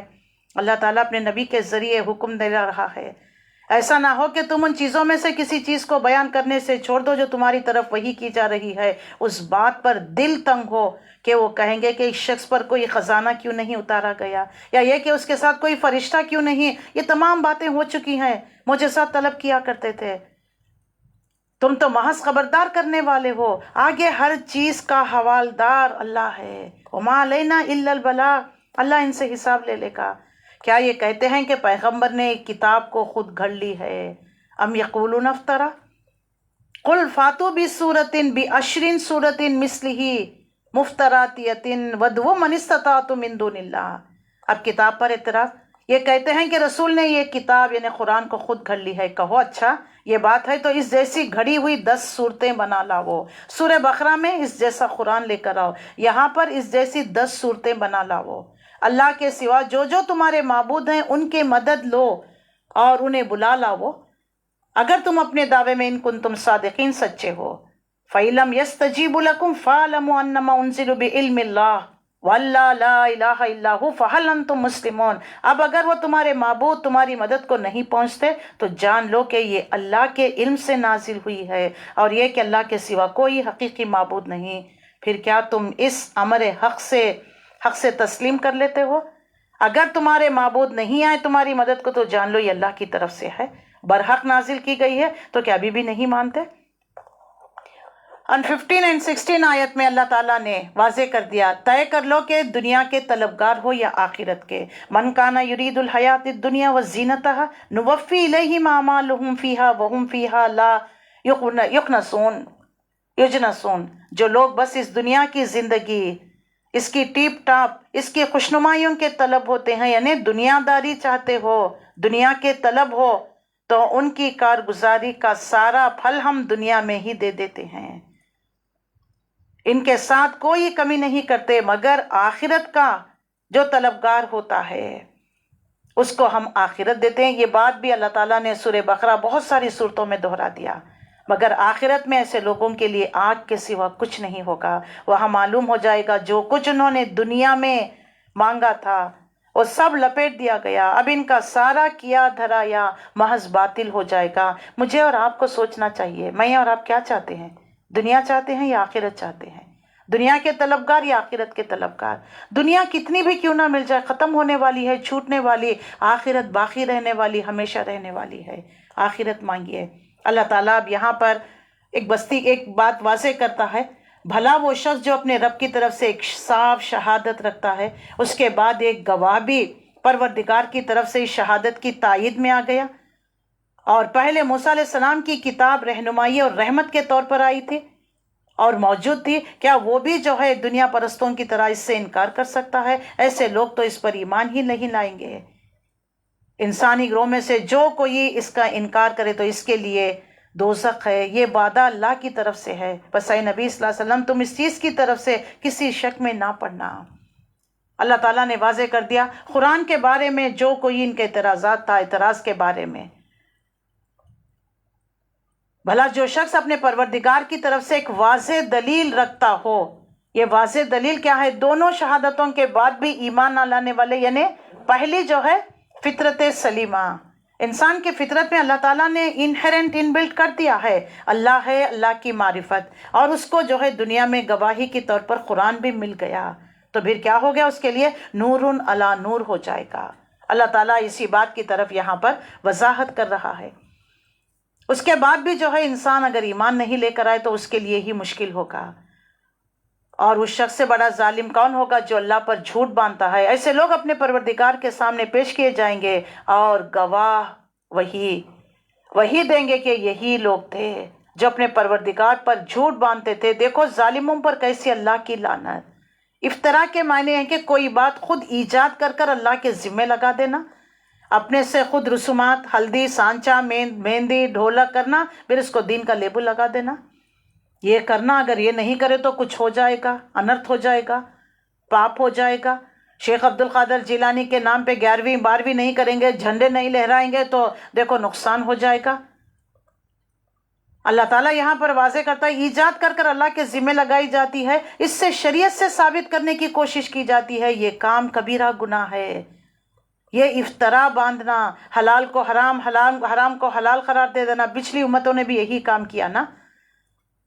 اور سستی نجات کا عقیدہ رکھنے والے اصل میں جو ہے منکر ہیں، کہ کہتے ہیں کہ بس نبی صلی اللہ علیہ وسلم کے امتی ہیں، بخشائے جائیں گے کیونکہ نبی صلی اللہ علیہ وسلم ہمارے لیے شفاعت کریں گے۔ اس طرح اپنے سے خود ساختہ، لیکن کس کی کریں گے وہ بھی تو دیکھیے نا۔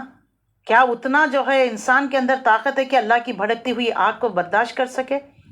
اس کے برخلاف جو لوگ اللہ کی راہ سے روکتے ہیں، اس میں کجی روی تلاش کرتے ہیں، وہ آخرت کے بھی منکر ہیں۔ آخرت کے منکر کون کون ہیں؟ اللہ کے راستے سے روکتے ہیں، اللہ کے راستے میں کجی روی تلاش کرتے ہیں، آخرت کے منکر ہیں۔ یہ آخرت کو مانتے نہیں، انہی کے اندر یہ تمام عقیدے، کیونکہ جھوٹے معبود، جھوٹے سہارے، جھوٹے شفیعوں کو ڈھونڈتے ہیں۔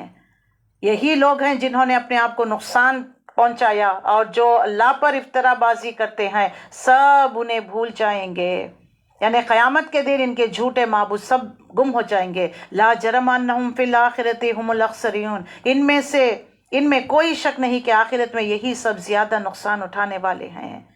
یعنی اللہ کی حکم کی تعمیل ہی نہیں کرتا، اس کی سزا اس ملے گی۔ اور ایک شخص جو ہے تعمیل تو کرتا ہے مگر غلط طریقے سے کرتا ہے، اور کسی دوسرے کو بھی اس میں شریک بنا لیتا ہے، تو ظاہر ہے اس غلط تعمیل کرنے والے کو زیادہ نقصان ہوگا۔ ایک تو اس نے تعامل کی مشقت اٹھائی، دوسرا اس سزا بھی زیادہ ملے گی، تو اس سے بڑھ کر زیادہ نقصان اٹھانے والا کون ہوگا؟ اس کے برخلاف جو لوگ ایمان لے کر آئے، نیک اعمال کرتے رہے، اپنے پروردگار کے حضور گڑ گڑائیں، یہی لوگ جنت میں ہمیشہ رہنے والے ہوں گے۔ 23 میں اللہ تعالیٰ نے واضح کر دیا۔ 24 آیت میں اللہ تعالیٰ یہاں پر ایک مثال کے ذریعے واضح کرتا ہے، مثل الفریقین کالاعمی والاصم والبصیر والسمیع هل یستویان مثلا افلا تذکرون۔ یعنی آنکھیں والا اور نابینا کی مثال دے کر اللہ فرماتا ہے، یعنی کفر اور اسلام، مومن اور ایک کافر کی مثال دے کر اس کا تقابل کیا گیا۔ یہ دو فریقین، ایک کافر اور مومن۔ کافر اندھا بھی ہوتا ہے، یعنی دل کا اندھا ہوتا ہے، حق کو نہیں دیکھتا، حق کو نہیں سنتا، حق کو نہیں جاننا چاہتا، اور بہرا بھی۔ اس کائنات میں ہر طرف اللہ کی قدرت کی نشانیوں میں سے کچھ بھی نظر نہیں آتا اسے، اگر کوئی سے بلانا چاہے تو سن بھی نہیں سکتا کیونکہ وہ بہرا ہے۔ اب دیکھیں ایک اندھا کسی راہ پر چل رہا ہے، اسے گمراہ ہونے یا کسی کھڈے میں گر جانے سے بچانے کا کوئی امکان ہو سکتا ہے؟ جب تک کہ پیچھے سے کوئی اس کو آواز نہ دے کہ دیکھو رک جاؤ، آگے گڑھا ہے۔ لیکن وہ اگر اپنی ضد اور حد درمی میں تو روز اسی راستے سے آتا ہوں، کچھ نہیں ہوگا، جائے گا تو کیا ہوگا، کھائی میں گرے گا۔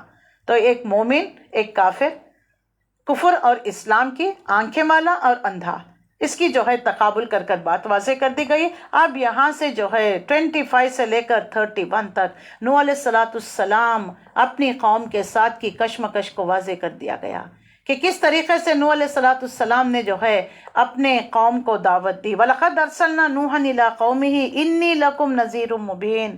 نوح علیہ السلام کو ہم نے ان کی قوم کی طرف بھیجا تو انہوں نے کہا کہ اے میری قوم، میں تمہیں صاف صاف ڈرانے والا ہوں۔ نوح علیہ السلام کا قصہ پہلے سورہ اعراف میں بھی ہم پڑھ چکے ہیں۔ تو لہٰذا مختصر سے ہم سر گزر جائیں گے. صاف صاف بتا رہے ہیں کہ کن باتوں کے کاموں سے ارتکاب تھے. عذاب کا اندیشہ، یعنی ان کی قوم میں کیا برائی تھی؟ شرک پایا جاتا تھا. اور نوح علیہ السلام نے کیا تبلیغ کی؟ اللہ تعبدوا الا اللہ، دیکھو اللہ کے سوا کسی کی بندگی نہ کرو. انی اخاف علیکم عذاب یوم عظیم یوم علیم، میں تمہارے بارے میں ایک خوفناک المناک دن کے عذاب سے ڈرتا ہوں. تو فقال الملأ الذین کفروا من قومہ، تو ان کے قوم کے سرداروں نے، کافر سرداروں نے جواب دیا، ہم تو آپ کو ایسے ہی سمجھتے ہیں. یعنی نوح علیہ السلام کی بات کو نہیں مانا. سب لوگ کہنے لگے کہ اچھا ہمیں تو لگتا ہے کہ نوح علیہ السلام جو ہے بھٹک گئے ہیں، گمراہ ہو گئے ہیں. ان کے قوم کے سرداروں نے کہا، جن بات ماننے سے انکار کیا تھا، بولے ہماری نظروں میں تم تو اس کے سوا کچھ نہیں ہو، بس ایک انسان ہو ہم جیسے. پہلا اعتراض ہر زمانے میں رسولوں کے ساتھ کہ رسول انسان کیوں ہے، وہی اعتراض رسول اللہ کے ساتھ بھی.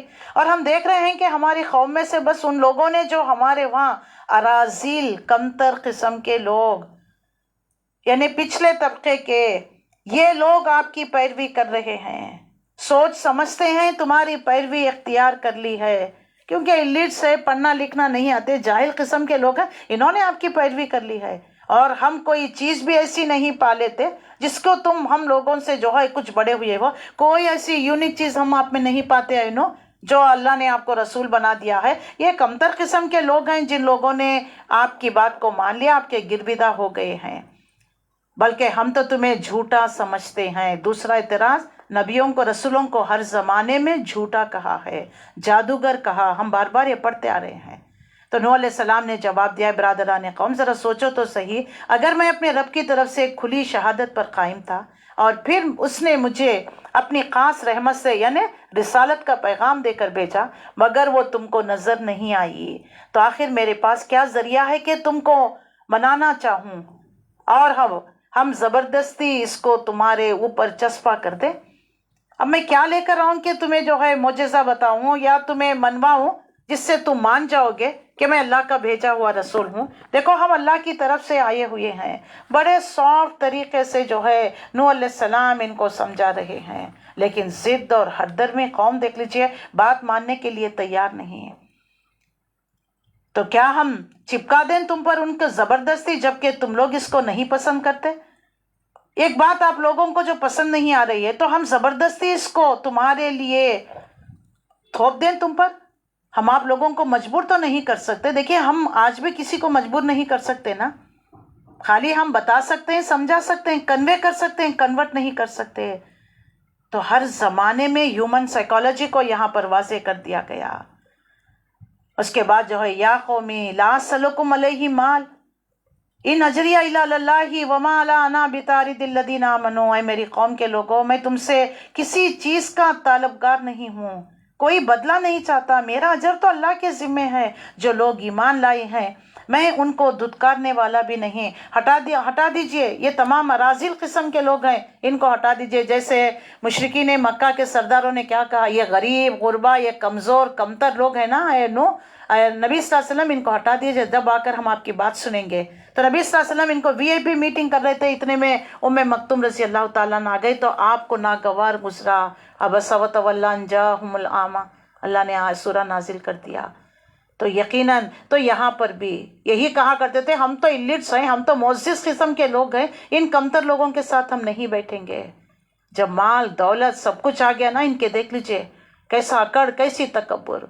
یقیناً اپنے رب سے ملنے والے ہیں، لیکن میں تمہیں دیکھتا ہوں کہ تم لوگ جہالت میں مبتلا ہو گئے ہو.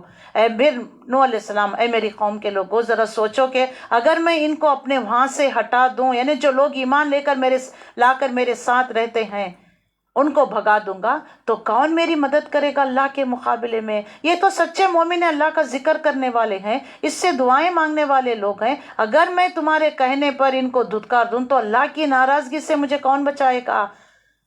تم لوگ کیا نصیحت اخذ نہیں کرتے؟ اور میں تم سے یہ نہیں کہتا کہ میرے پاس اللہ کے خزانے ہیں، میں نے کبھی دعویٰ نہیں کیا. ہر رسول نے یہی بات کہی، اللہ کے خزانے میرے اختیار میں ہے. یہی وہی بات ہے جو سورہ الانعام میں بھی رسول اللہ صلی اللہ علیہ وسلم سے انہوں نے معجزات طلب کیے، تو ہم پڑھ کر آئے ہیں. میں نے یہ نہیں کہا کہ میرے پاس غیب کا علم ہے، میں یہ نہیں کہتا کہ میں فرشتہ ہوں، اور میں یہ بھی نہیں کہتا کہ ان لوگوں کے بارے میں جنہیں تمہاری آنکھوں میں حقیر نظر آتے ہیں اللہ انہیں کوئی خیر نہیں دے گا۔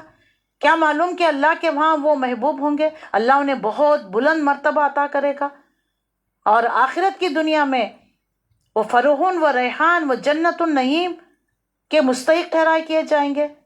اللہ خوب جانتا ہے جو کچھ ان کے دلوں میں ہے، مگر میں ان کو دور کر دوں تب تو یقیناً میں ظالموں میں سے ہو جاؤں گا۔ یہ اللہ ہی بہتر جانتا ہے کون اپنے ایمان کے دعوے میں کتنا جو ہے مخلص ہے، تو میں ان کو کیسے ہٹا دوں؟ جو لوگ علم سیکھنا چاہ کر دوڑ کر آتے ہیں انہیں سکھائیے، جو سیکھنا نہیں چاہتے انہیں پکڑ کر مت سنائیے۔ اللہ ان کو سنانا ہی نہیں چاہتا، اسی لیے وہ سننے کے لیے تیار نہیں ہیں۔ تو ان کے قوم نے کہا اے نوح تم نے ہم سے جھگڑا کیا، خوب جھگڑا کر لیا۔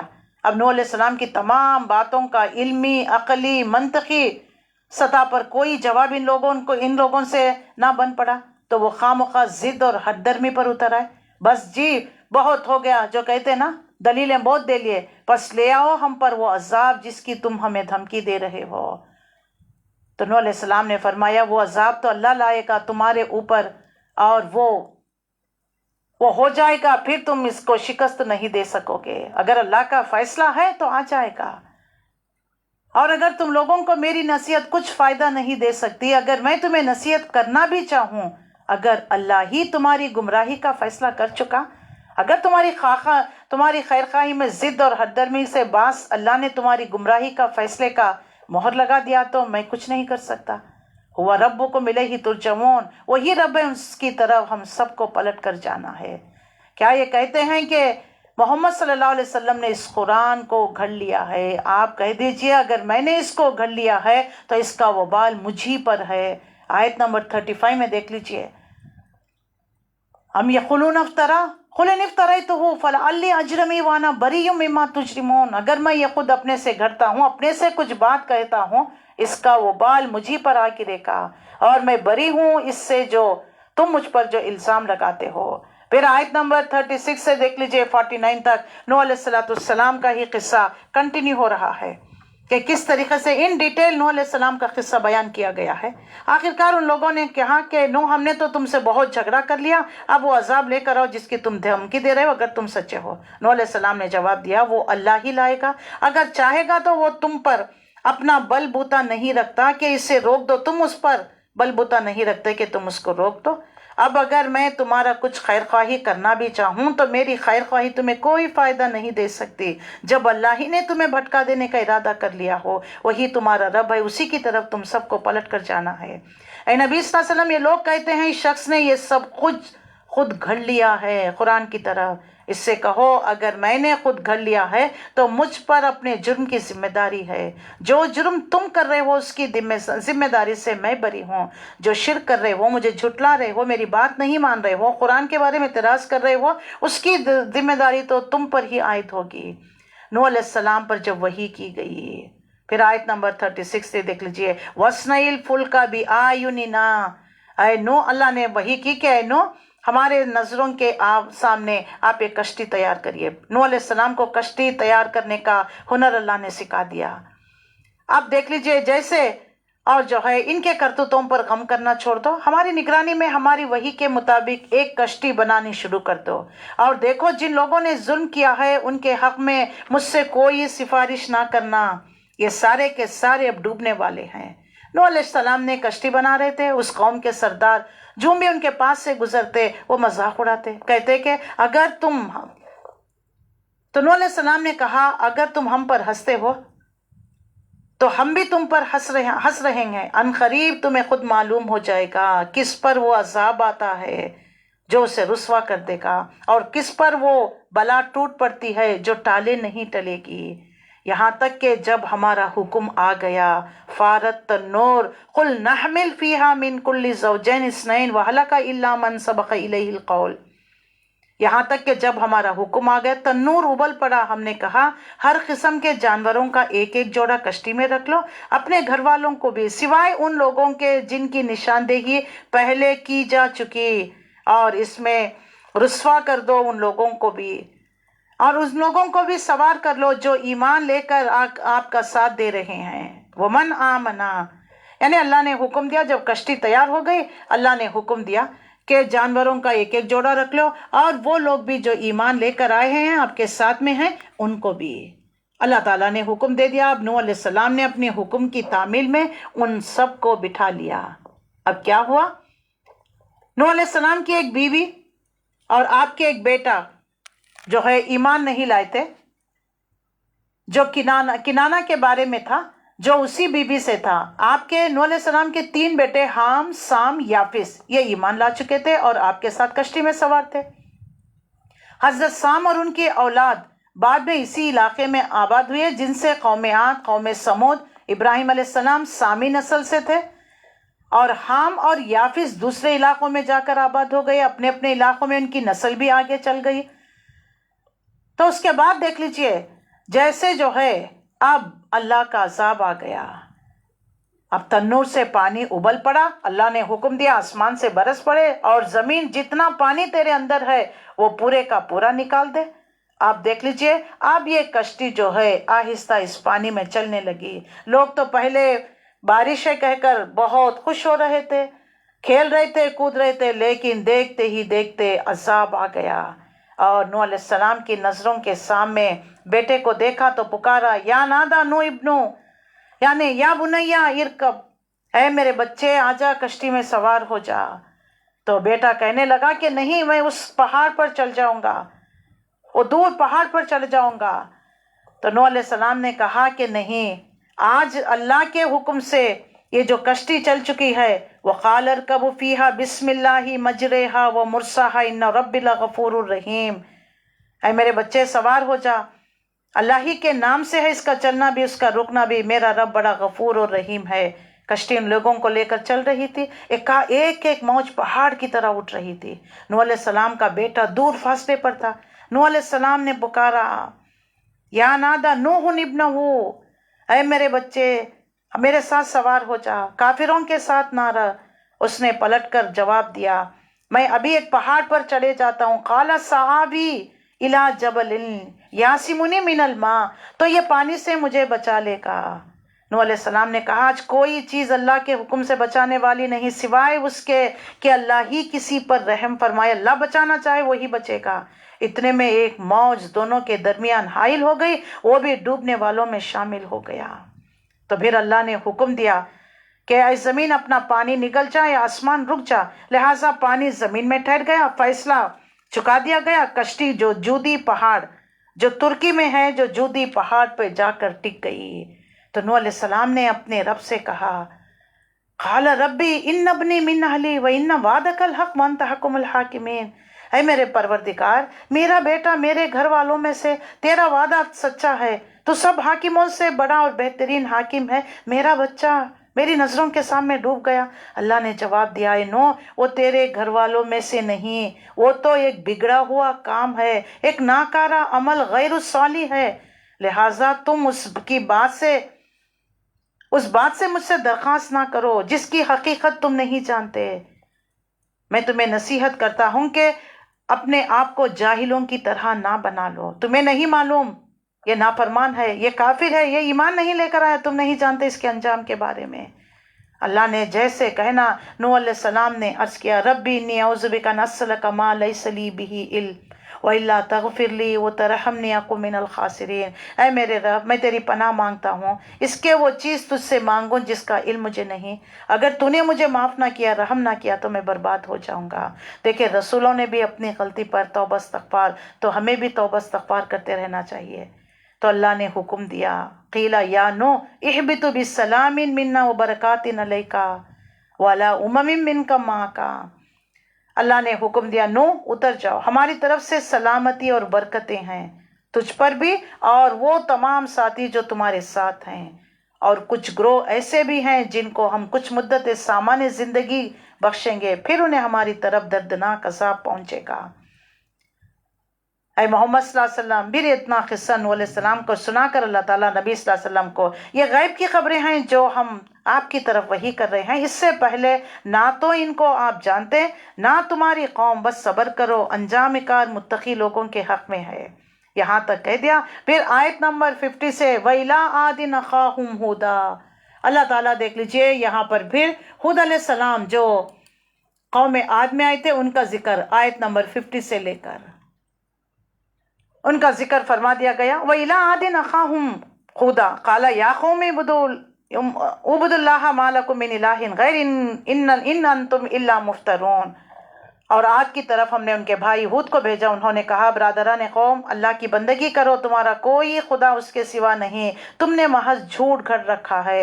اے برادران قوم اس کام پر میں تم سے کوئی اجر نہیں چاہتا، میرا اجر تو اللہ کے ذمے ہے جس نے مجھے پیدا کیا. کیا تم عقل سے ذرا بھی کام نہیں لیتے؟ اے میری قوم کے لوگوں اپنے رب سے معافی چاہو پھر اس کی طرف پلٹ آؤ، وہ تم پر آسمان سے بادلوں کو برسائے گا، تمہاری موجودات قوت میں اور مزید قوت کا اضافہ کر دے گا. دیکھیے توبہ استغفار کرنے سے مزید طاقت اور قوت میں، چاہے مال میں ہو، چاہے اولاد میں ہو، چاہے مین پاور میں ہو، جماعتوں میں کا بڑھنا اور خاندان بڑھنا، ہر اعتبار سے قوت پر قوت عطا کرے گا توبہ استغفار کرنے سے. اور مجرموں کی طرح منہ نہ پھیرو. اتنا نصیحت کیا تو انہوں نے کیا جواب دیا؟ اے ہود تم ہمارے پاس کوئی صریح شہادت لے کر نہیں آئے ہیں اور تمہارے کہنے سے ہم معبودوں کو نہیں چھوڑ سکتے. ہم تجھ پر ایمان لانے والے نہیں، ہم تو یہ سمجھتے ہیں کہ تمہارے اور تمہارے معبودوں میں سے کسی کی تم پر جو ہے ہمارے معبودوں کی کسی کی مار پڑ گئی ہے. ہود علیہ السلام نے کہا میں اللہ کی شہادت پیش کرتا ہوں اور تم گواہ ہو کہ یہ جو اللہ کے سوا دوسروں کو تم نے خدائی میں شریک ٹھہرائے ہیں ان میں سے میں بیزار ہوں، ان سے میں بیزار ہوں. تم سب کے سب مل کر میرے خلاف اپنی جو ہے کوئی کسر نہ کھولو، ورنہ مجھے مہلت دو.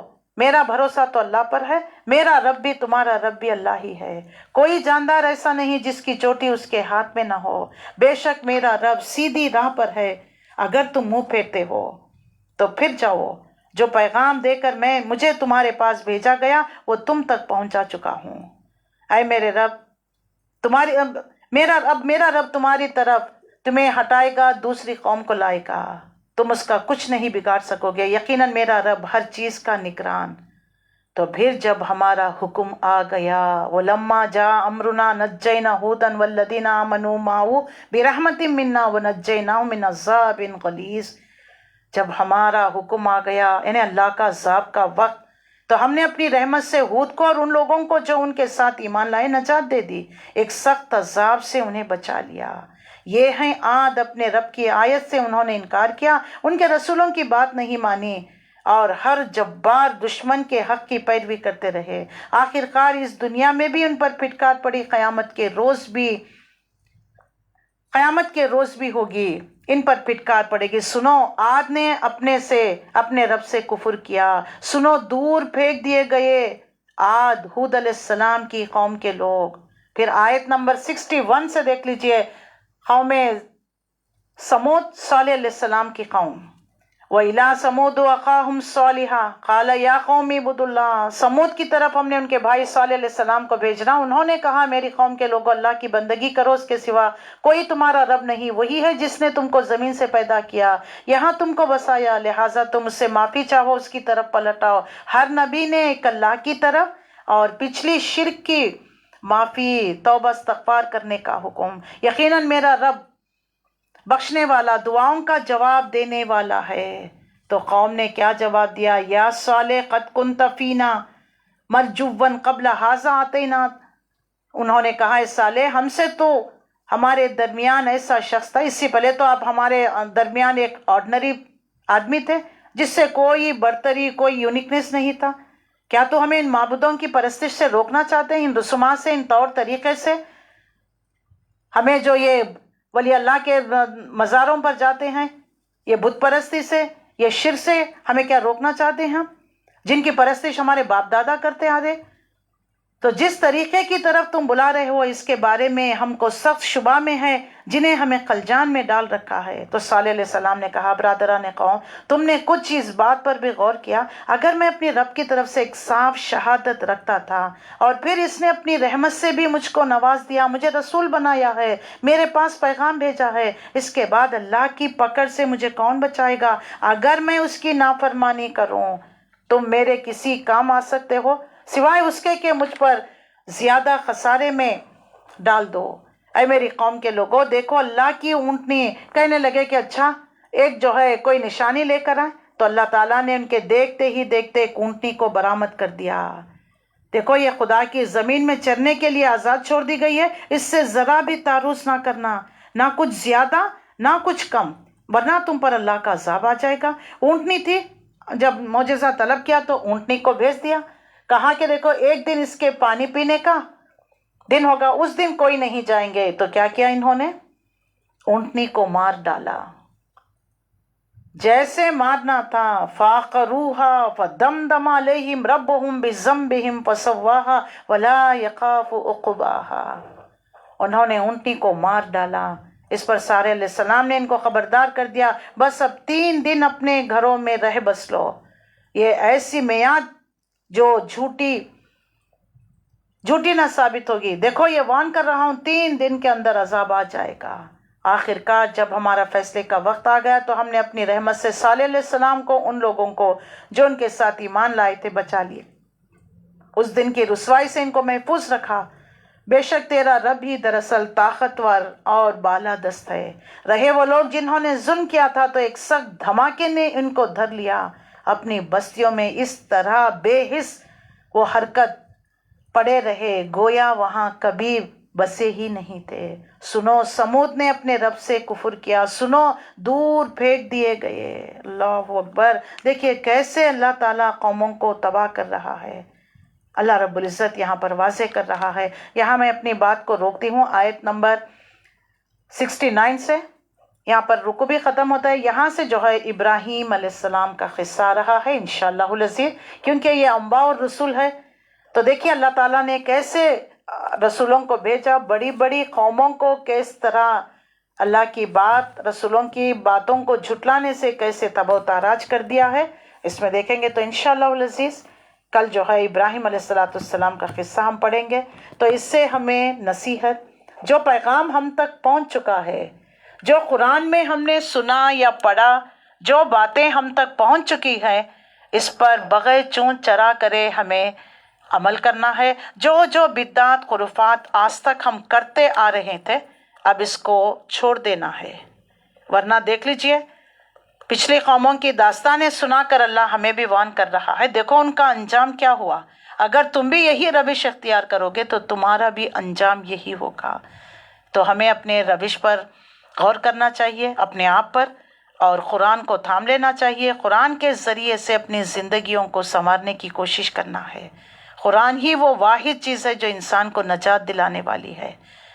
تو اس کو سننا بھی، پڑھنا بھی، عمل بھی کرنا اور لوگوں تک پہنچانا ہے، تبھی جا کر ہم اس کا حق ادا کرنے والے بن سکتے ہیں۔ کافر کی یہ پہچان کے آفاق میں گم ہے، وہ دنیا میں، یونیورس میں گم ہے۔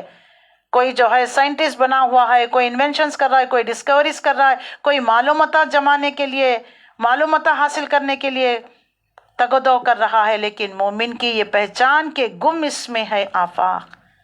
مومن کی پہچان وہ آفاق میں گم ہے، بھاگ دوڑ کر رہا ہے کہ اللہ کے پیغام کو جو ہے لوگوں تک پہنچانا، یہ اپنی اس ذمہ داری کو یہ نبھانے کے لیے جو ہے تگ و دو کر رہا ہے۔ تو لہٰذا ہمیں بھی یہ کوششیں کرتے رہنا ہے، دعائیں کرتے رہنا ہے۔ تیری دعا سے فضا تو بدل نہیں سکتی، تیری دعا سے خزاں تو، فضا بھی ہے خزاں بھی ہے، تیری دعا سے خزاں یعنی تقدیر بدل تو نہیں سکتی، مگر ہے اس سے یہ ممکن کہ تو بدل جائے۔ سبحان اللہ۔